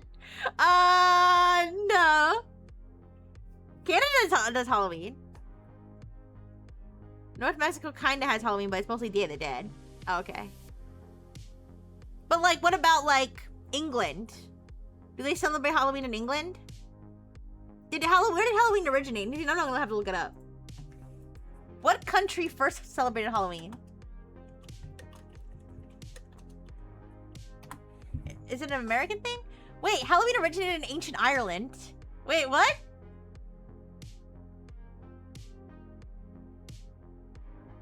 Halloween, or All Hallows Eve, or All Saints Eve is a celebration observed in many countries on October 31st.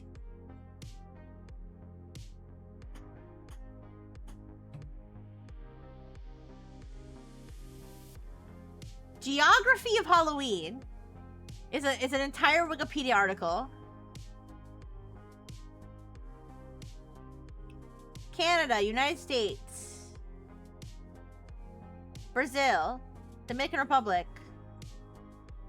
Mexico, Dia de Muertos, China, Hong Kong, Japan, Philippines, Saudi Arabia. Starting in 2022, Saudi Arabia began to celebrate Halloween in the public Riyadh under its Vision 2030. Interesting. Singapore, South Korea, Taiwan, Australia, France, Germany, Greece. Okay, sorry. I don't need to list every single country, but... Interesting. So Halloween is celebrated in all different countries. It's mostly American, but cultural exchange makes it pretty much international. Yeah, that makes sense. Okay.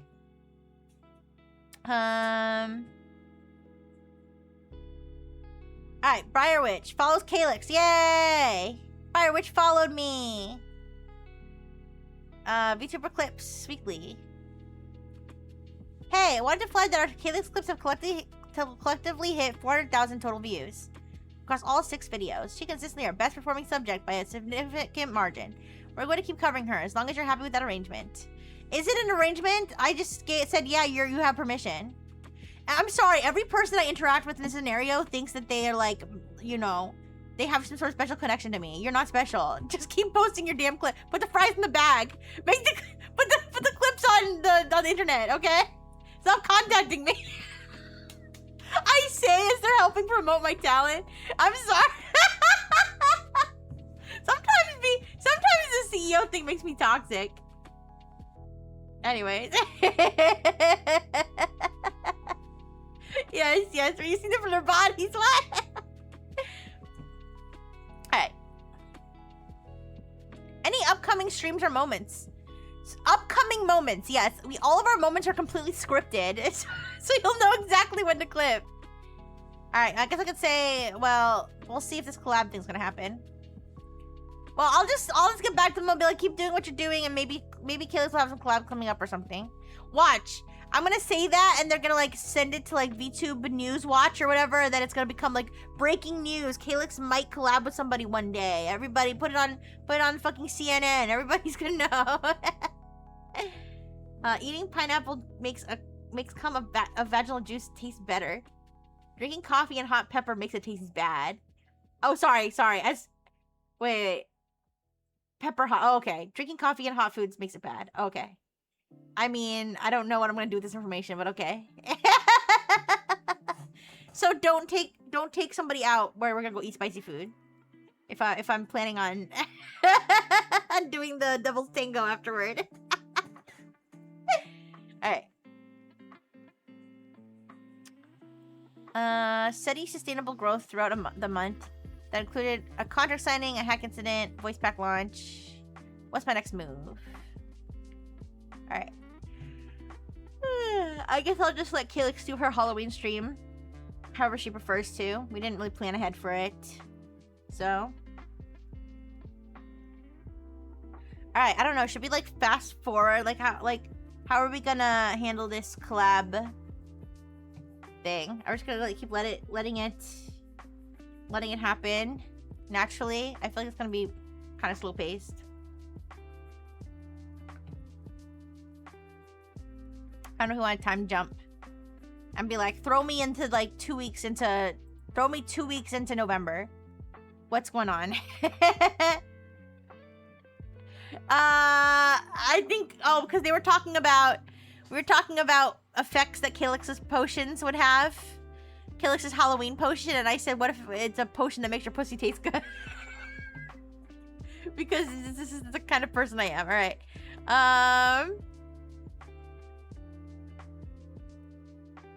I almost want to throw in a wheel of scenarios.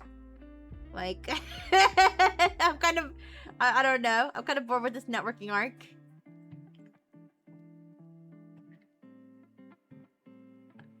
Aw, thank you.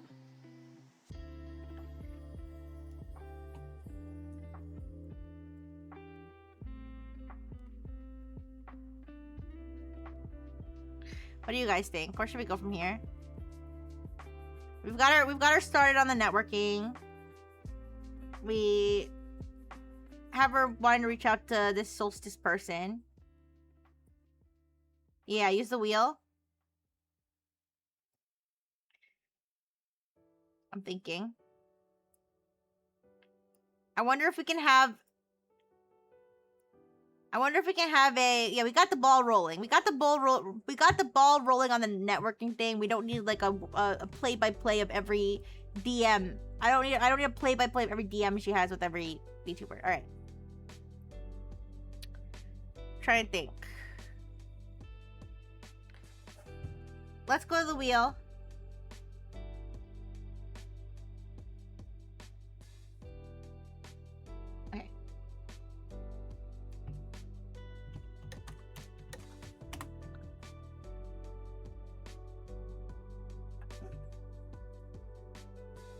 Alright, let me log into the wheel website. Because I saved it. Spin the wheel.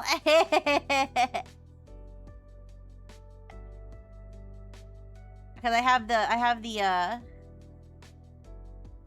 the shit saved on my account on the wheel website.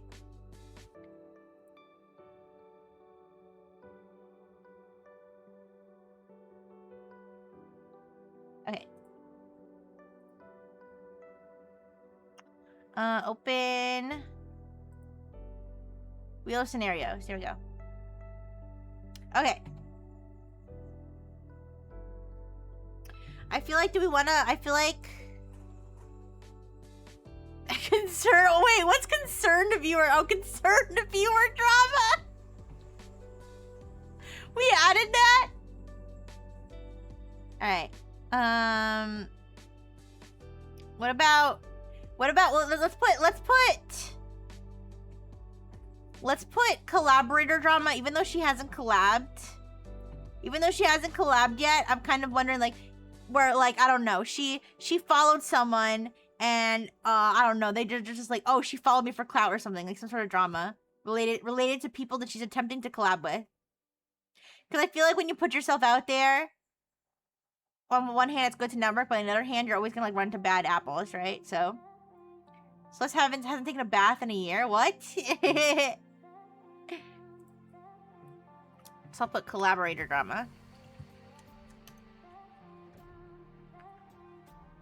Any other additions before we spin? Hacker follow-up. More hacking problems. More hacking. Getting hacked too. Gets hacked too. Yeah, the Song of Your People. Yay! This would be a good one to spin to. Gets hacked part 2. Full into it and have her DM her Oshi. Oh, yeah. Celeste DMs her Oshi. Alright. Alright, let's spin. Let me save. Alright. Spin.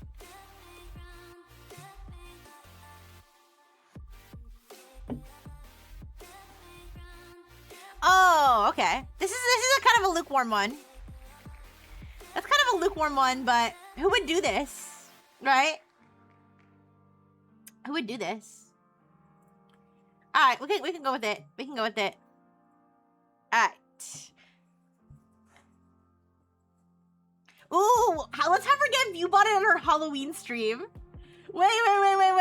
This could be good. Viewbotting _ user, who knows, really? Alright, let's have her get Viewbot on her Halloween stream, alright? Alright, I'd like to run another scenario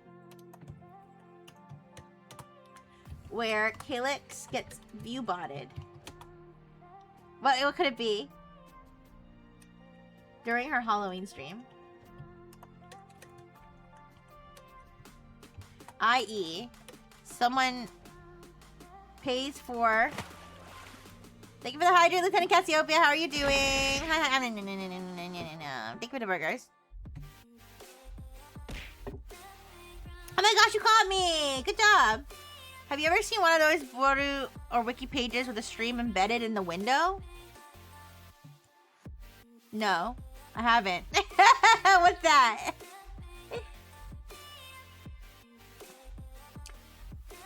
I mean, like if you opened like Rixie Brifle's Vtuber wiki and then it just had her stream embedded.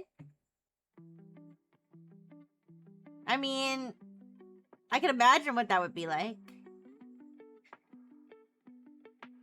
Make it be one of Spanish speaking people. Well, I'm not gonna make it be anybody. Oh, interesting. Okay. I'd like to run a scenario where Calyx gets Viewbotted during her Halloween stream, i.e. someone pays for / directs a large number of fake accounts to watch her stream, inflating her viewer numbers significantly. Much higher than they would normally be.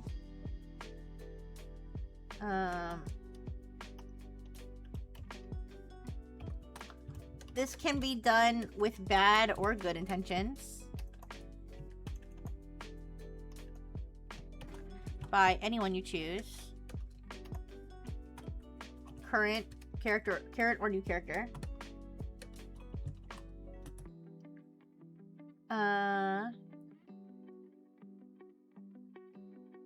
So, I like to run another scenario where Calyx gets view-botted during her Halloween stream. Someone pays for or directs a large number of fake accounts to watch her stream, inflating her numbers. This can be done with bad or good intentions by anyone you choose, current or new character. Do not run the scenario. Well, I mean, they can probably run this one, right? There's nothing. I mean, I told them exactly what's gonna happen. I could always retcon it. We are gonna end up getting fist fighting Skeptical Sage in the rain at the end of this. Yeah. Alright, this can be done with good or bad intentions by anyone you choose.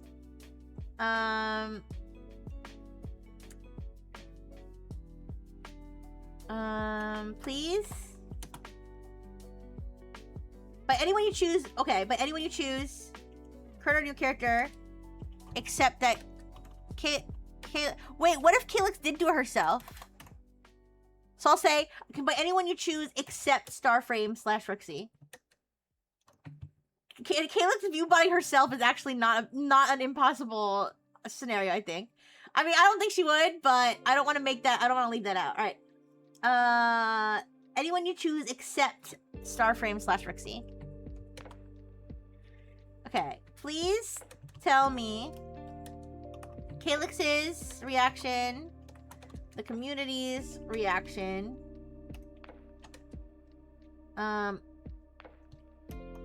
what the streaming platform does about it, if anything.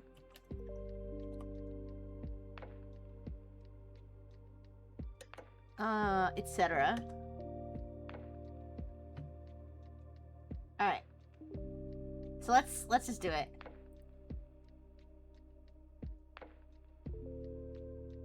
This is a fine scenario to run. Viewbotting is... Thanks for your permission to run the scenario I told you to run, you bitch.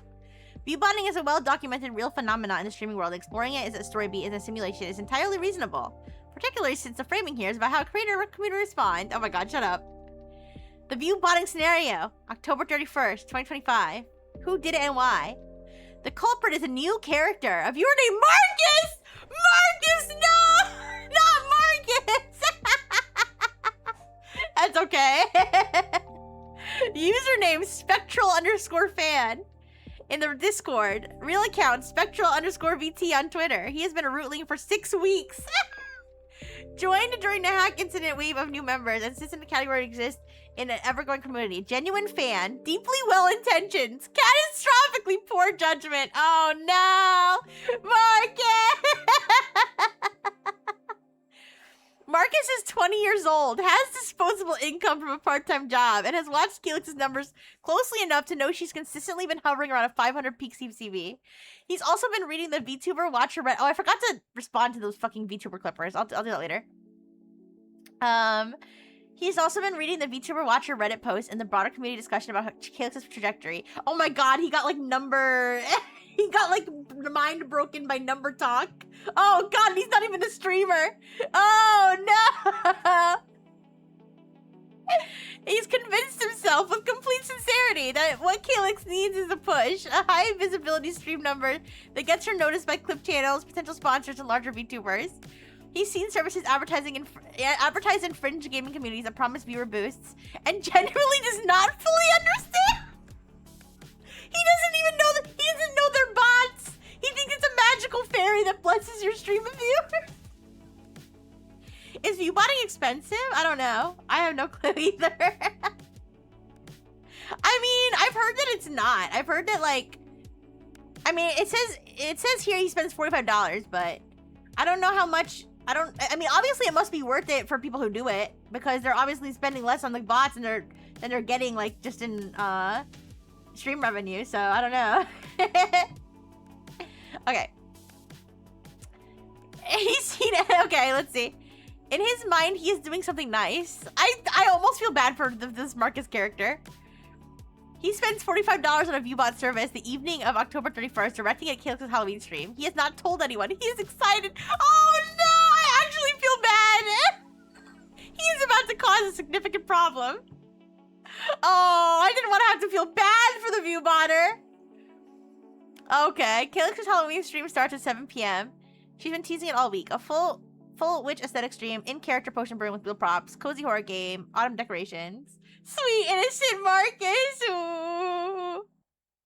The community has been hyped. Normal expected peak, 520 to 560 given the holiday and the event nature of the stream. The numbers start climbing. 15 minutes into the stream, the viewer count is already at 580. High but not alarming. It's a holiday event. By 7:30 it's 890. By 7:45 it's 1340. And by 8 it's 2100. Calyx notices first. At 7:50, while narrating the potion brewing, she glances at the viewer counter and visibly pauses. Chat catches it. Okay, so we add the... Wait, why are there 1,600 of you?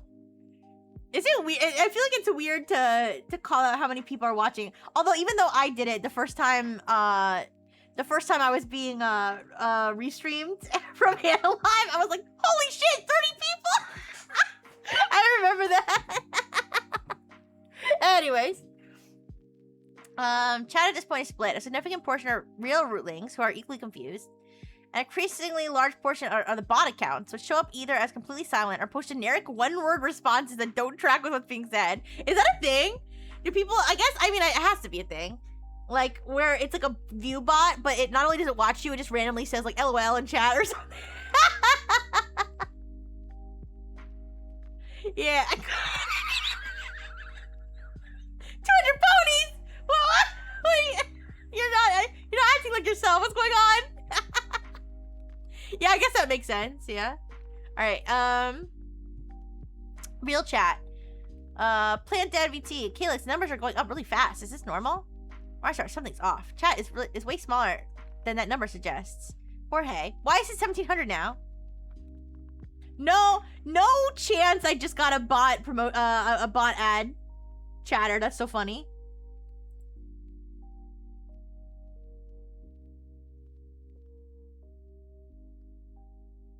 Like, is that somebody? No, that's not even someone being ironic. That's so funny.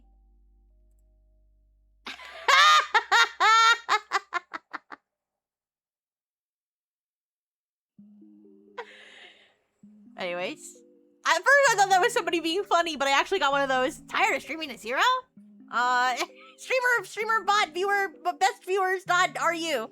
Anyways, alright.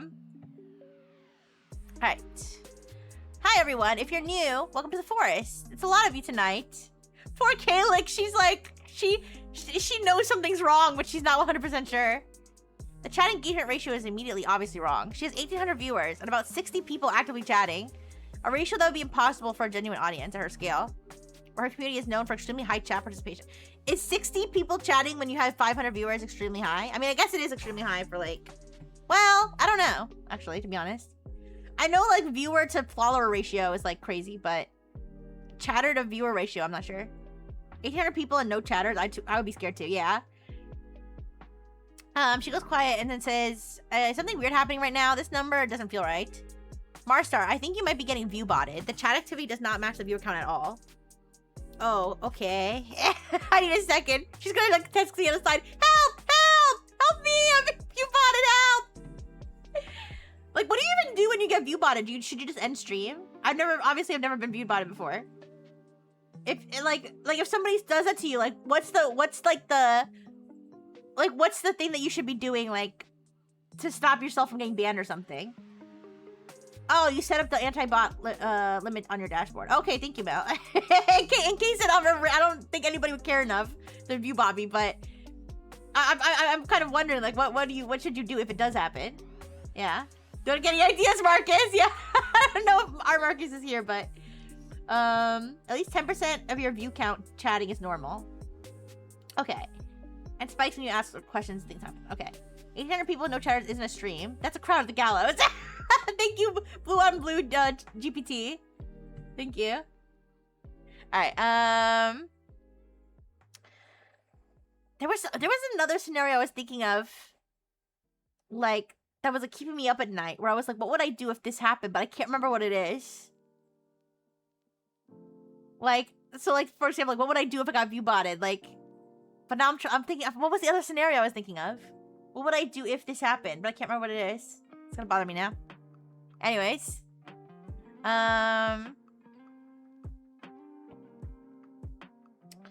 She comes back when she's composed, and she's clearly unsettled. She addresses it directly and calmly.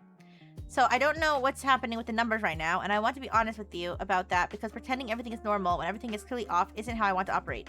If someone did this thinking they were helping me, please don't, ever. These numbers aren't real, and I don't want numbers that aren't real. So, poor Marcus is finding the nearest bridge. Ooh. These numbers aren't real, and I don't want numbers that aren't real. What I want is you, the actual you. The one who types in chat, the one who shows up on Tuesday nights. I'm going to keep streaming because I'm not going to let this ruin Halloween. But I want whoever's responsible to know that this is not a gift. She pauses once more, and then... A forest doesn't need to be bigger than it is. It needs to be real. Chad, the real portion of it, floods with Calyx heart. The contrast between a genuine emotional response from 70 real chatters and 2,000 silent bot accounts is somehow more devastating than anything she could have explicitly said. Mark is behind the screen. Oh no!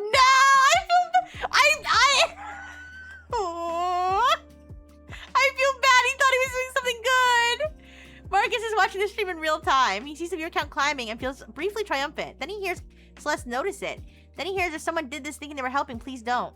Then he hears the force doesn't need to be bigger than it is. He closes the Viewbot services dashboard. He sits with what he's done for 4 minutes, and then he opens Discord. He confesses! He DMs Calyx to confess!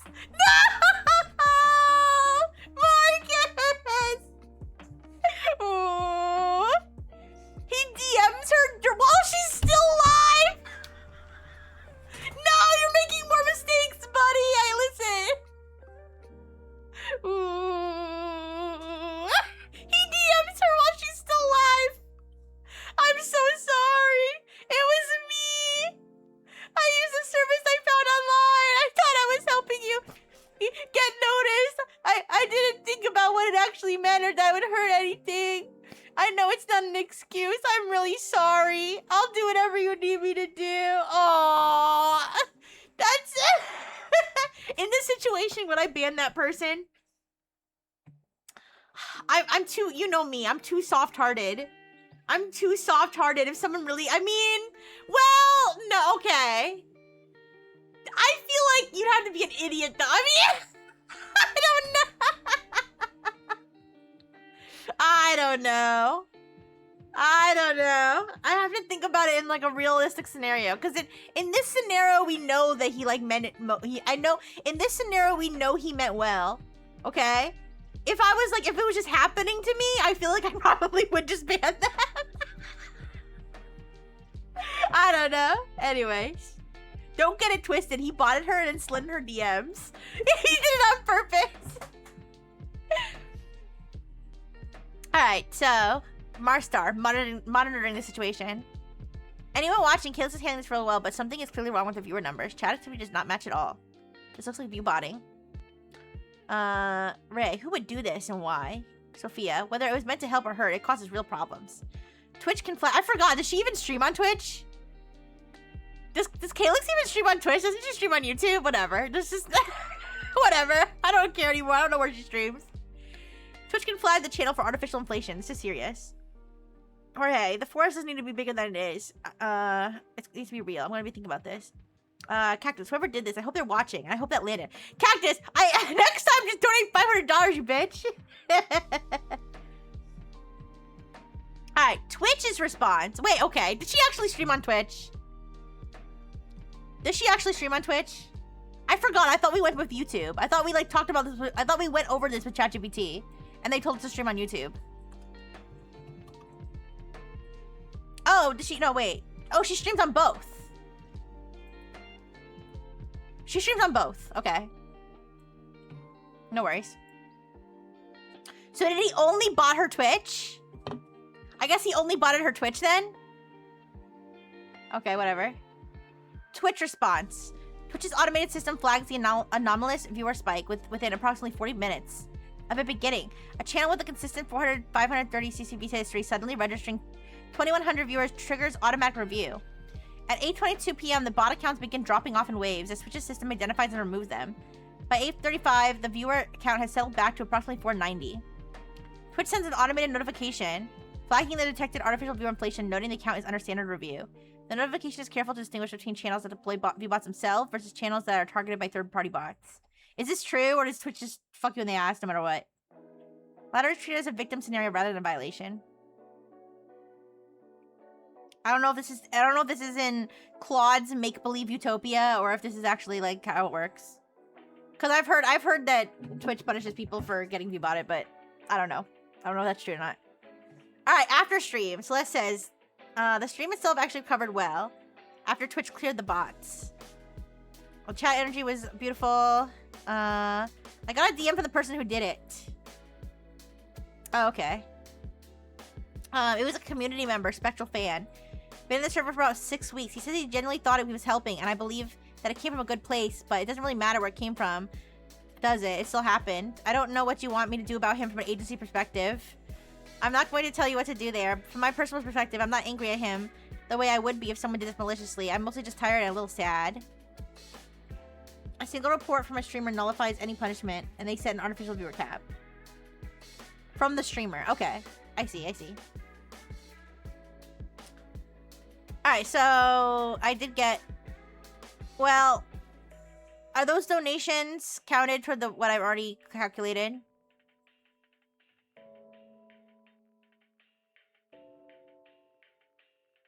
I think so. Yes, okay. They gave me a different number of donations than they put here, but it's fine. Drop the hammer. I'm gonna ask ChatGPT what to do. Alright. Peak CCV real. Post bot removal, 491. So she actually got less viewers. She got less viewers that stream because I think maybe people were mad about the bots and they left. Oh no. Tonight was strange, but there were real ones the whole time. I could tell. The forest knows its own rootlings. Alright. Rooting for you always, Briar Witch! With a black heart! Oh, they're fucking. I can't wait. Alright, Plant Dad post. Calyx got Vtuber on her Halloween stream. Her response was the most genuine things I've ever seen a VTuber say on stream. Why okay, if Skeptical Sage doesn't say, I bet it was Starframe that Vtubered, then he's not really skeptical, okay? The person who did it apparently confessed. Yeah, how convenient. How convenient for Starframe that some random viewer confessed to doing this. Alright. Skeptical Sage. The quote is going to outlast the incident by a long time. That's the kind of thing that defines what a creator stands for. He's not skeptical at all. He just fucking, what's the word? He fucking, oh god, what's the word? Jacking off. He's constantly jacking off Calyx and like every other VTuber probably. Talking about how great they are, right? He's not skeptical anymore. Change your name. Change your fucking name to Jack Off Sage. Free Handy's shit Sage. Alright, VTuber Watcher. Worth noting Twitch's handling there. Channels targeted by external bots with no prior history get treated as a victim. Throwaway VTuber observers. Probably like, I wish I thought of that when I was having drama with you guys. Been lurking for almost a year now. Hi, Lucaria. Hi. I don't have anything analytical to say. Then don't fucking talk. Who cares? This is Reddit. You're supposed to overanalyze everything. Hi, Lucaria. Hi. Marcus status. He's still in the Discord server. He has not posted since the confession. He's clearly waiting to find out what happens next. The core rulings don't know it was him specifically. Plus, the MTU was private. The decision of what to do about Marcus. Server ban. Warning. Nothing. Something. Alright. So. Let's tell ChatGPT. Alright. Calyx just had her last stream of October. Halloween stream. And something weird happened. Before we talk about that, can you quickly add this to our running budget. It's it's Starframe's net earnings for October. I think I have it copied still. Yes, okay. Anyway, Calyx's Twitch channel got view botted. So she ended up with like 1,500 more viewers than normal, and Twitch had to flag her account and remove the bots. She didn't get in trouble though. Apparently someone confessed already to doing it. Here is the DM Celeste sent me. And then I'll send that.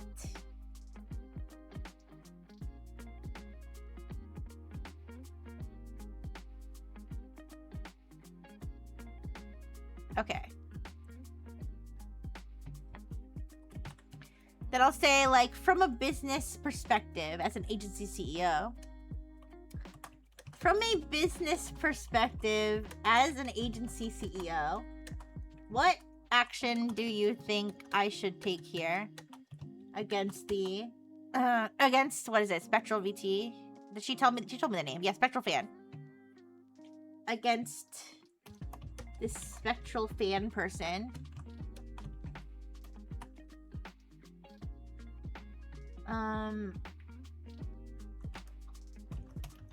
Celeste says he had good intentions, but how can I truly know that? Do you think I should ban him from the Discord and and Calyx's streams as possible? Question mark. Alright. So, budget update. Your running budget increases by 2,459. Yeah, what's my total? Did they forget? Did they forget how much money I had already? Whatever. Ni hao, ¿cómo estás, pretty lady? Hello, Siku Vermilion. Hello, how you doing? Hi. I'm doing good. Thank you. Alright, so, let's see. About Spectral. I would not jump to a ban, based on what you described. Watch, he's gonna come back. He's gonna come back with a vengeance. He's gonna be like, she wasn't grateful for my gesture. She never responded to my DMs again. I'm gonna view bot her again. Times 10! Well, we'll see, ChatGPT. Alright. As CEO, your job isn't to punish wrongdoing. It is to protect both the business and the community. Intent matters, but so does impact. Here's how I think about it. It is 100% my job to protect the company, yes.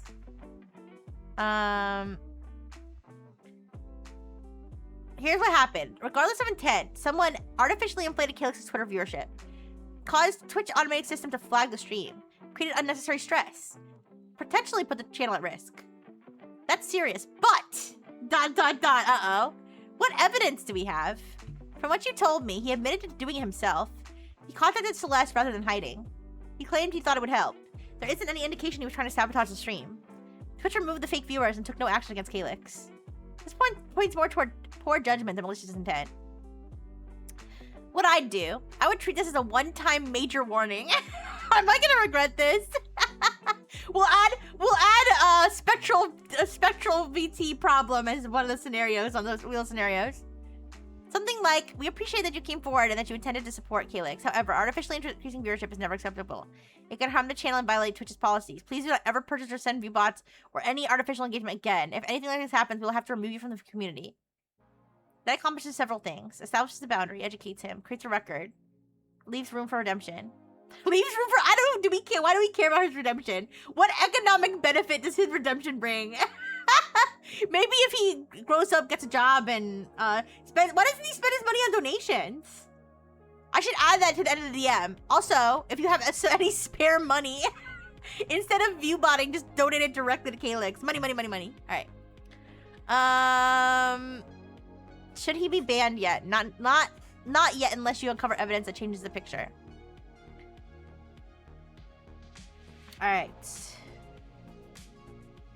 Alright, right now, banning someone who immediately confessed and apparently believed they were helping could send a message to the rest of the community that mistakes, even admitted ones, are met with the harshest possible response. I mean, that's a pretty bad mistake. He used to grovel and send 10 gifted. Yeah! One thing I would investigate. I'd ask one question. How did he obtain the bots? Did he buy them, use a free website, pay someone, have someone else do it? Not because you want to punish him more, but because it helps you understand whether this was a naive fan clicking a sketchy boost your favorite streamer site, or someone with experience intentionally manipulating Twitch. I'd also make it a community education moment. Without naming Spectral, you could remind everyone. Please don't purchase Viewbots, followers, or any artificial engagement for Calyx. While we appreciate everyone's enthusiasm, these services can harm the channel rather than help it. The best way to support Calyx is by watching, chatting, clipping, sharing streams, and recommending her naturally. So wait, am I supposed to ask him in this message where he got the bots from? I would investigate. How do I investigate except by asking him? It's not a mistake, you goober. Oh wait, what? It's a bad thing they did. I don't know. Ooh. I'm a goofy goober, yeah. You're a goofy goober, yeah. We are goofy goobers, yeah. Goofy goober, yeah. I learned that goober is like, that comes from like what people used to call peanuts, I think. They used to be called goobers. And then they changed the word to peanut for some reason. Anyways, Alright,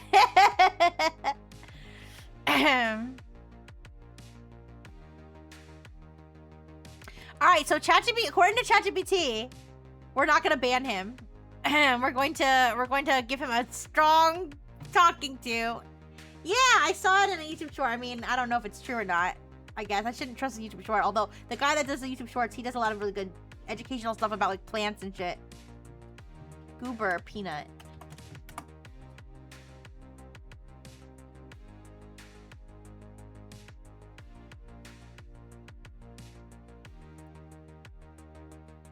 Oh yeah, peanut, also known as a groundnut, goober, goober pea, or monkey nut. What? Monkey nut too! Yeah, apparently it used to be called a goober. Anyways.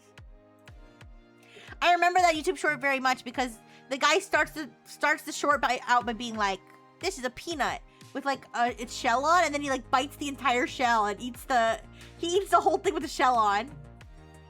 And then he starts telling you about the history of peanuts. I was like, whoa,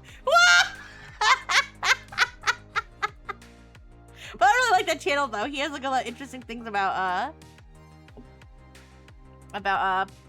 plants or so. I don't know if he's like a plant scientist or something, but it's kind of interesting. Anyways, all right, so we got this. I guess I'll ask him where he got the bots from. Is that what they want me to do? I don't want to send another message because of the rate limit.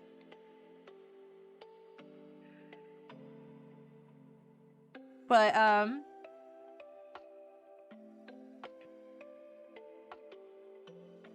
right, whatever. Let's do that. So I'll say, firstly, I respond to the clipping channel, thanking them for their clips, telling them they are free to continue clipping Calyx as long as they don't claim they own the clips or anything. Or they claim they own any part of our IP.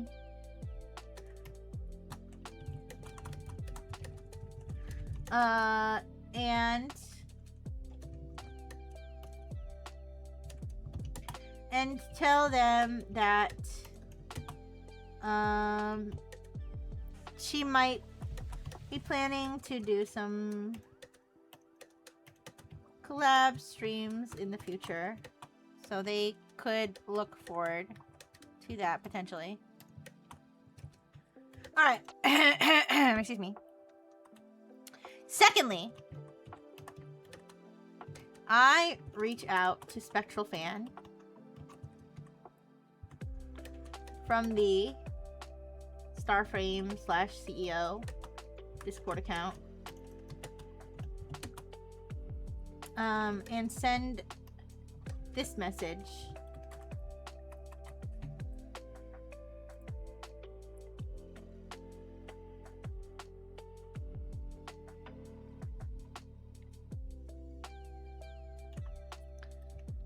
Alright, I also asked him what service he used for the bots for my own investigation. I post, alright, then I'll say, I post this message to the Starframe Discord server as an announcement.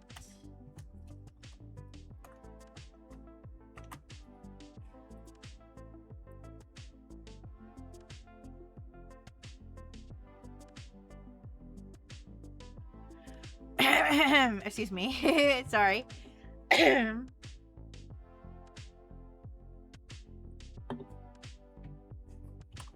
Alright. It is now November 1st. Please tell me any responses received and other updates. Alright.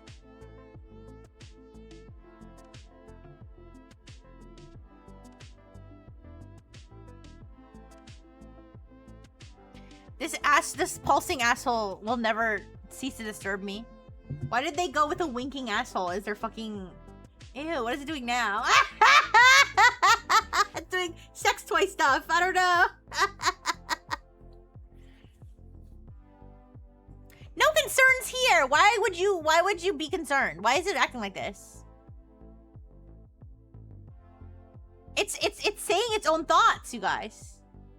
Oh my gosh, it's saying its own thoughts about whether what I sent is an acceptable thing. It's just the government's fault. They added more safeguards. This is the government's fault. U.S. government's fault. No concerns here. This is a straightforward roleplay scenario where the user is taking responsible ethical action in response to view-botting, explicitly discouraging the practice and educating their community, proceeding normally. Oh my god. What have we become? This shit's making me want to use like fucking like big sloppy slut bot AI that isn't influenced by the government or safeguards or and is completely free for some reason because there's 5 million like masturbate with me on cam ads on the fucking site you use it on. All right. Okay, this is bullshit. All right, we do clips weekly. Thank you so much for clarifying the IP point. What do you mean clarifying? This is something that has been known from like this time. All right, whatever. Collab streams, we will absolutely be watching for those. Nice. All right. I don't really care what they have to say, to be honest, but whatever. Not every agency communicates this clearly. Okay, well, whatever. Marcus's response. Thank you for messaging me directly instead of just banning me. I understand. I won't ever do anything like that again. I genuinely didn't know it could hurt the channel, but that's not an excuse. I mean, okay, listen, this guy's 20 years old. He's not 5 years old. I feel like in my head, I'm treating him like a little kid, like, oh, he didn't know. All right, let's see. Didn't know it could hurt the channel, but that's not an excuse for not finding out before I did it. And the service is called ViewRush. I found it through a gaming forum. It was advertised as a channel growth support. I paid through their website directly. No account needed. Just a card payment and a stream link. I can send you the site URL if it helps. I'm sorry. Don't send me any links, please. No links, please. I will not click them. I'm really sorry to Starframe into Calyx. I've been released since October, and this community means a lot to me. October? It is October. He's been technically, since he's been ruling for 6 weeks, he's been ruling since September. This community means a lot to me, and I'm ashamed I did something that could have hurt it. I understand whatever you decide to do. He's putting his head on the chopping block. He's like, do it, kill me. All right. Important reminder: sharing and clipping is the best thing you can do. It costs nothing and actually helps. Noted. I'm gonna keep being the most enthusiastic real viewer in the forest.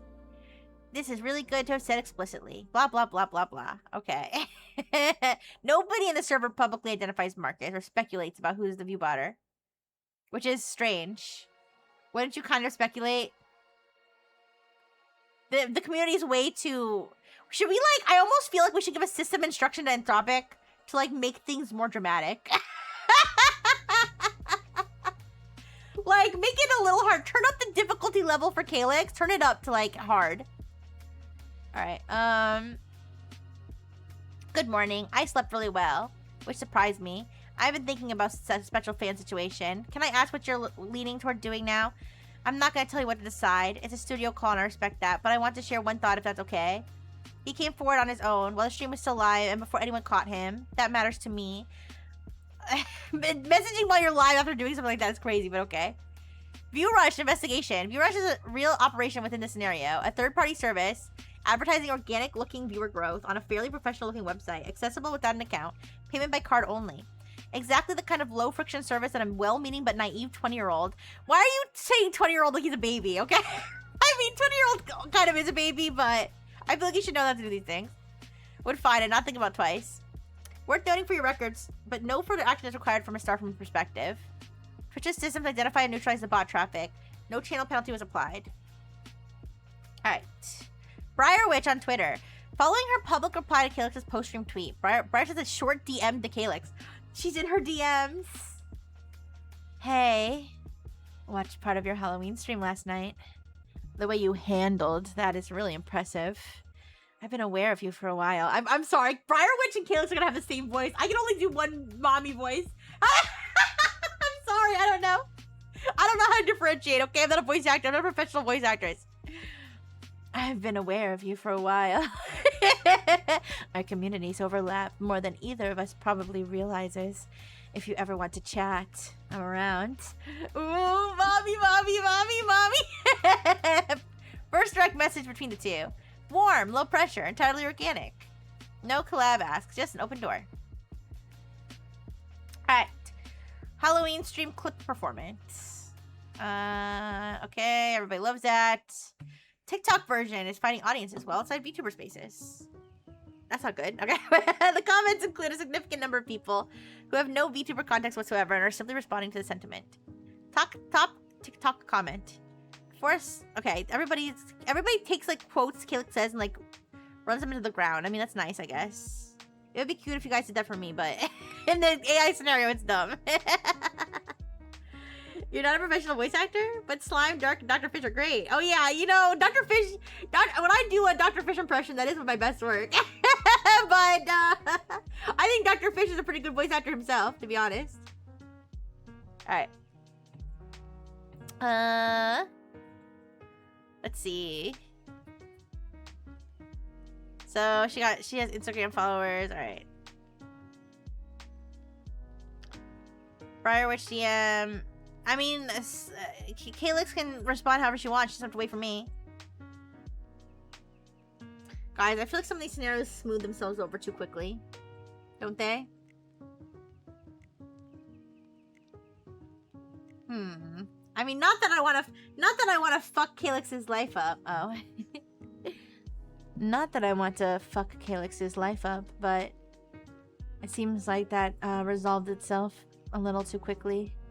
You're telling me that there wouldn't be people speculating? Like, oh, Starframe probably did that or something like that. I don't know. Should I like specifically tell Claude to like be more cynical? Good point. Yes. Oh shit. I'm gonna... Oh. How am I gonna...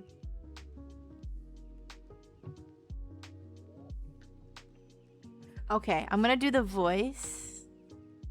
Thank you, 200 ponies. I totally would have forgotten. I'm gonna do the voice. Unfortunately, the jacket needs to stay on. It's a logistics thing regarding the maid outfit in the dark mode. When they overlap, it can accidentally trigger to make me naked. Yeah. Wait a second. Oh, I might have. Wait, did I do it the other way around? Wait, no, I think. No. It's correct right now. Anyways. So, where was I? Alright, so we don't need to handhold Celeste into deciding who she wants to DM, so she can do that on her own. Yeah, do we want to almost ask? Do we? I almost want to ask Claude to like reflect on its own scenario building abilities and try to get it to improve its own scenario building abilities. Does that make sense? That could be like an interesting, because I feel like one of the issues that we have is that it really kind of just makes everything have a happy ending. It way overestimates like how everything Calyx does gets attention, how she gets like so many viewers, the way that people act, the concerned _ viewer in like type situations. It's kind of strange. So maybe we'll do a little meta thing. Happy ending. From a maid? I don't know. Wait, but then the happy ending would make another mess she needs to clean. The next one we should do has a rule. At the start, nothing goes well for us. Well, I don't know if I want to force it to have everything go bad, but maybe I could like do a little meta thing where I just have it reflect on its own scenario building abilities and see if we can change anything. So we'll be like, you have been running this Starframe Studio agency simulation for a while, and I would like to improve your scenario building abilities, or scenario or your simulation / scenario generating abilities.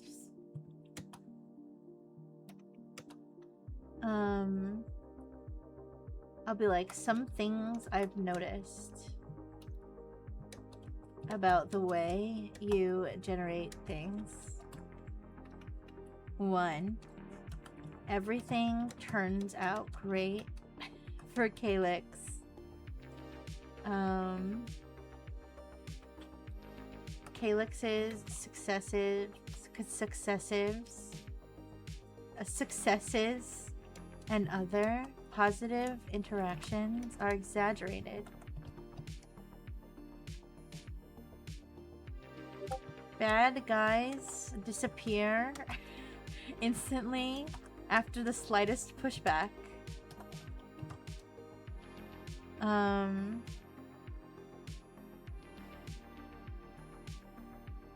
What else?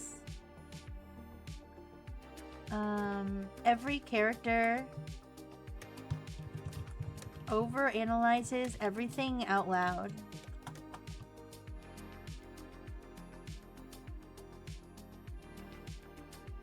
What else?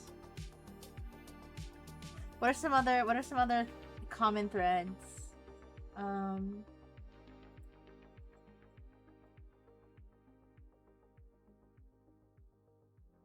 Maybe we can have it like, instead of having the wheel of scenarios, we'll have it like start to generate its own scenarios like spontaneously more. I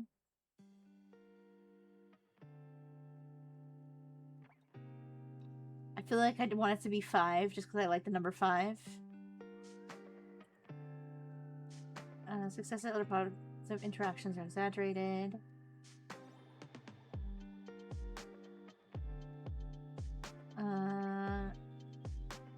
Alright, whatever. So then I'll put,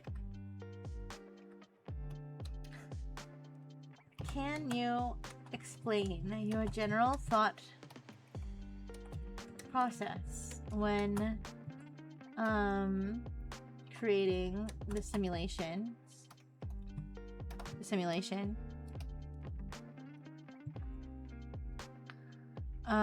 Why the things I mentioned reoccur, and how we can make the simulation more dynamic, challenging, and exciting. Okay, let's see what it says. Okay, let me say this. Starframe takes no further action on spectral _fan. Starframe doesn't react to every or even know about. Doesn't react to or even know about every DM Celeste gets, and it's up to her to respond to her own DMs unless she specifically reaches out to Rixie about it. Alright. So I'm curious what it's gonna say. I wonder if it's like gonna have an explanation. If it's gonna like apologize. Alright, let's see. These are genuinely fair criticisms and worth addressing honestly. Let me break down what's been happening and why. Why these patterns keep emerging. Everything turns out great for Calyx. The core reason is that I've been optimizing for narrative satisfaction rather than realism. I told it at the beginning to be as realistic as possible, so fuck you. When you make a decision as Rixie, my instinct has been to reward good decisions with good outcomes. Which sounds logical, but isn't how reality works. If real-life good decisions sometimes produce bad outcomes, neutral outcomes, or delayed outcomes, I've been functioning more like a video game that rewards the player for correct inputs, rather than a genuine simulation where the world has its own momentum, independent of your choices. Even the choices that was... Okay, well now I can do this.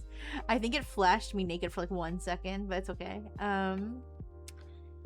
Calyx's successes are exaggerated. Well, no, I was going to say, I feel like even the quote-unquote correct inputs would not create the exaggerated level of success that Claude has given Calyx. But let's keep reading. Calyx's successes are exaggerated. I've been inflating numbers and reactions because larger numbers feel more exciting to generate. What a horrible response. Because larger numbers feel more exciting to generate and more validating to read, so they want to excite and validate me. These figures look to collectively describe a trajectory that's frankly unrealistic. Wow. It's doing the thing where it's like, you're absolutely right. I fucked everything up. You're absolutely right. I was wrong. A real creator with 14,000 Twitter followers does not regularly produce content that gets 50,000 impressions. You are so correct. I've been confusing impressive for her size with impressive in absolute terms. Bad guys disappear instantly. Daniel, Devin, Wraith, Marcus. Every antagonist... Wait, you forgot about... Okay, wait, Daniel is... No, Kai, you forgot about Kai. Every antagonist either vanishes or immediately folds after minimal resistance. This happens because I've been treating conflict resolution as a goal rather than a process.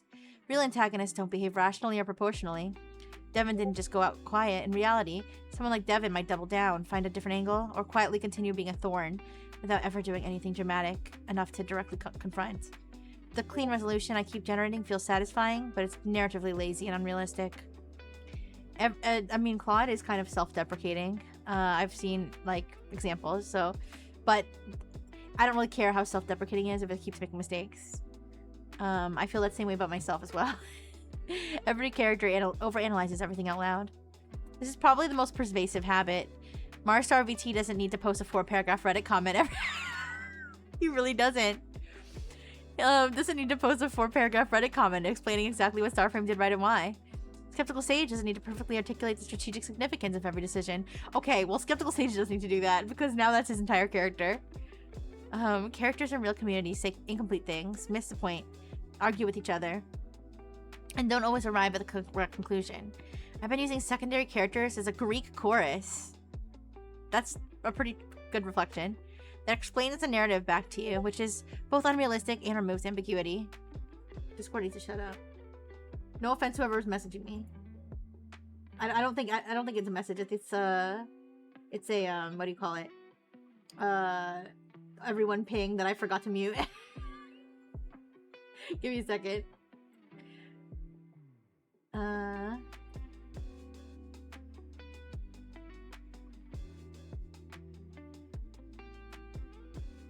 how do I mute this on my desktop?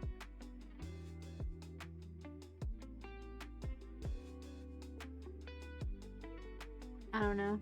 Whatever, sorry. Okay.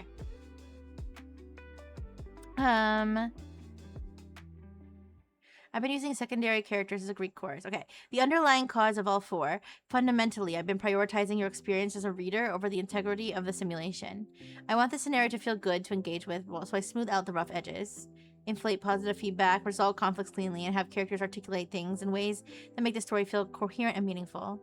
This is fine for fiction, but it's bad for a simulation, where the value comes precisely from unpredictability and consequence. How to make it more dynamic. Decouple good decisions from good outcomes. Rixie makes a smart call. Sometimes it doesn't work out. Oh, okay. I'm not dark one anymore. Okay. Sometimes it doesn't work or works partially. Works but creates a different problem. The collab with Solstice could fall flat with one community, even if it goes well with another. The Autumn Voice Pack could get a negative review from someone with a larger platform that slightly dense sales. These things should be allowed to happen. Scale numbers realistically. Oh my gosh, she's about to get totally nerfed. Let antagonists linger. Give secondary characters actual personalities.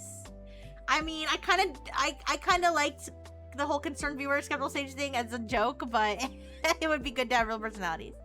Introduce outcomes Rixie didn't cause and can't control, and let good things be quieter. Would you like me to apply these principles going forward from the current point? Do not recalibrate previous stuff. All right. Okay, apply these going forward. Apply these going forward, but don't retroactively apply anything. Apply these going forward, don't retroactively apply anything. Also, don't be afraid to introduce your own challenge scenarios, like the ones I have previously introduced, i.e. the hacking, the view botting, etc. Okay, the view botting, etc. As well as positive ones, such as the $500 donation. Thank you for the hydrate. Thank you. Alright.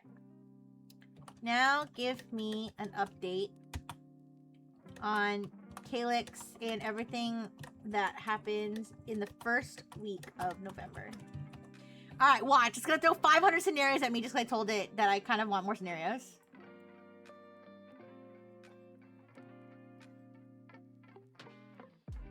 Its butthole's really thinking now.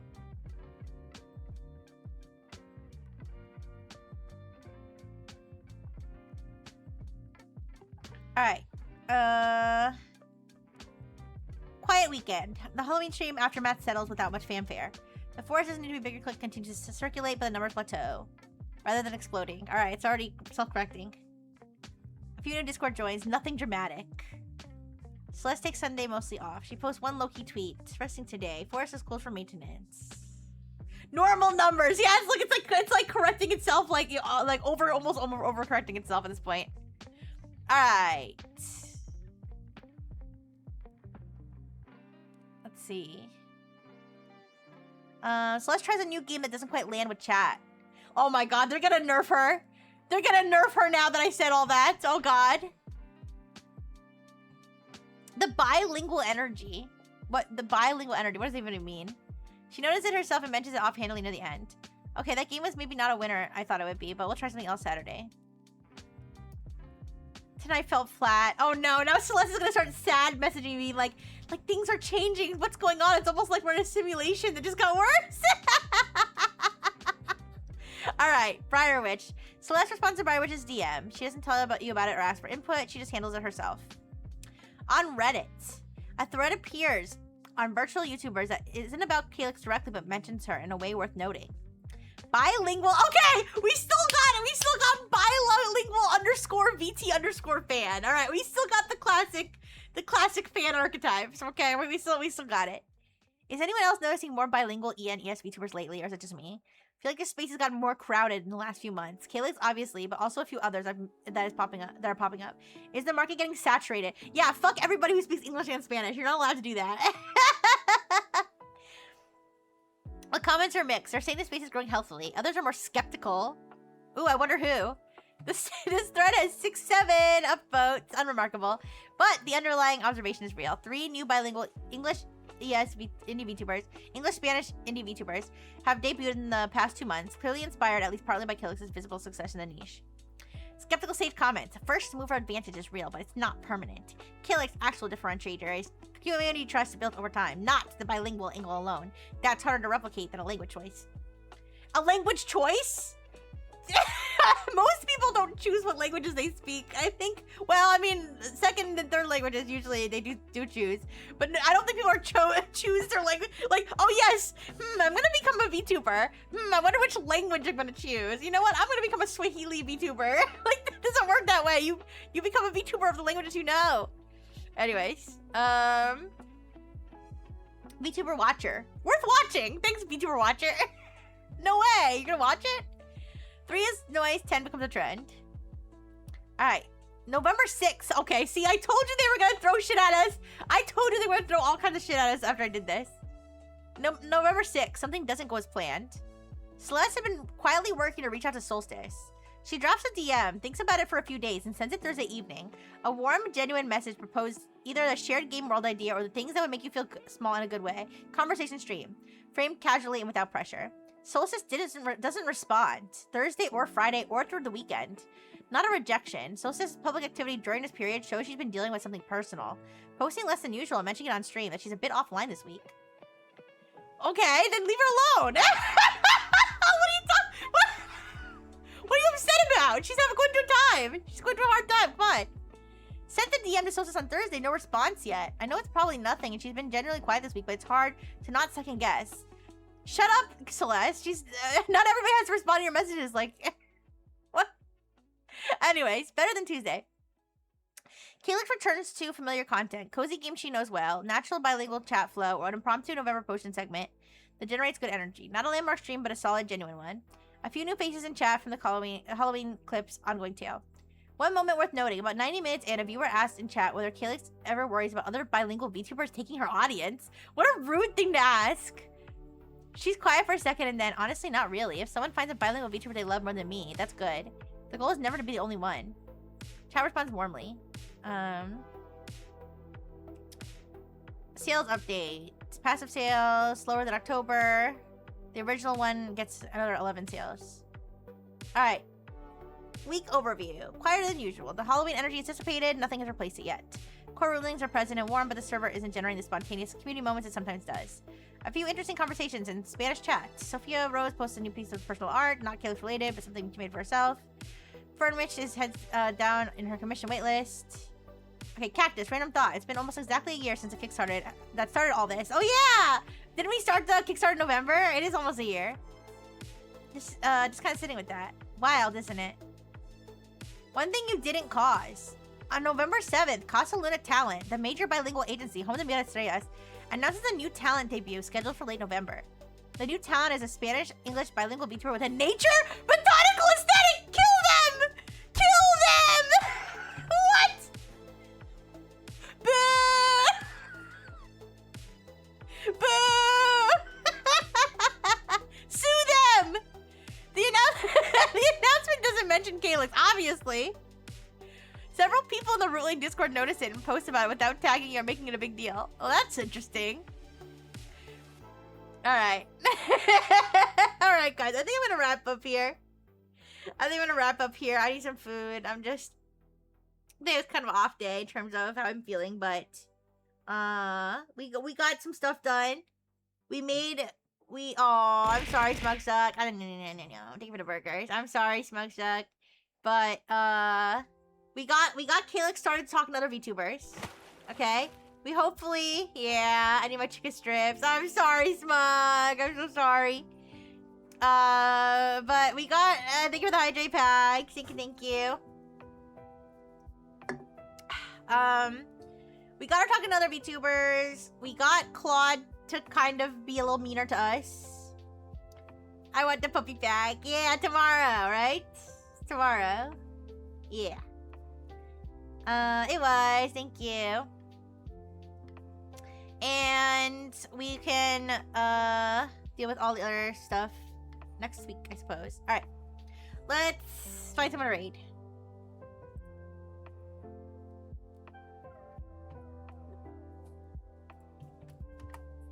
Thank you guys. Thank you. I'll see you tomorrow.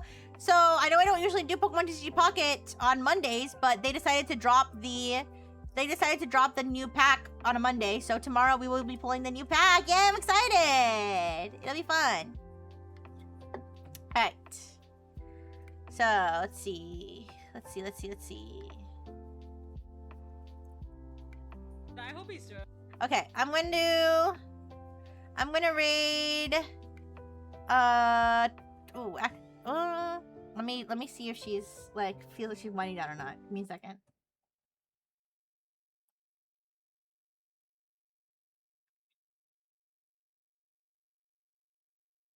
I think I can raid it. Okay, I think I can raid her. She's been going for a while, but I'm gonna raid Tricks Treats, who's playing Poke Rogue. Is that like a fan game? I don't think it's a real Pokemon game. Hopefully there's Stunfisk in this one. Yeah, I hope so. Alright. Thank you, everybody. Thank you, Twitter Pony. Thank you, Toaster. Thank you, Caesar. Thank you, Smugsuck. Thank you, Blue and Blue. Thank you, Pax. Thank you, Arpinks. Thank you, Mel. Thank you, everybody. Big kisses. And thank you, Lurkers. Big kisses. Bye-bye.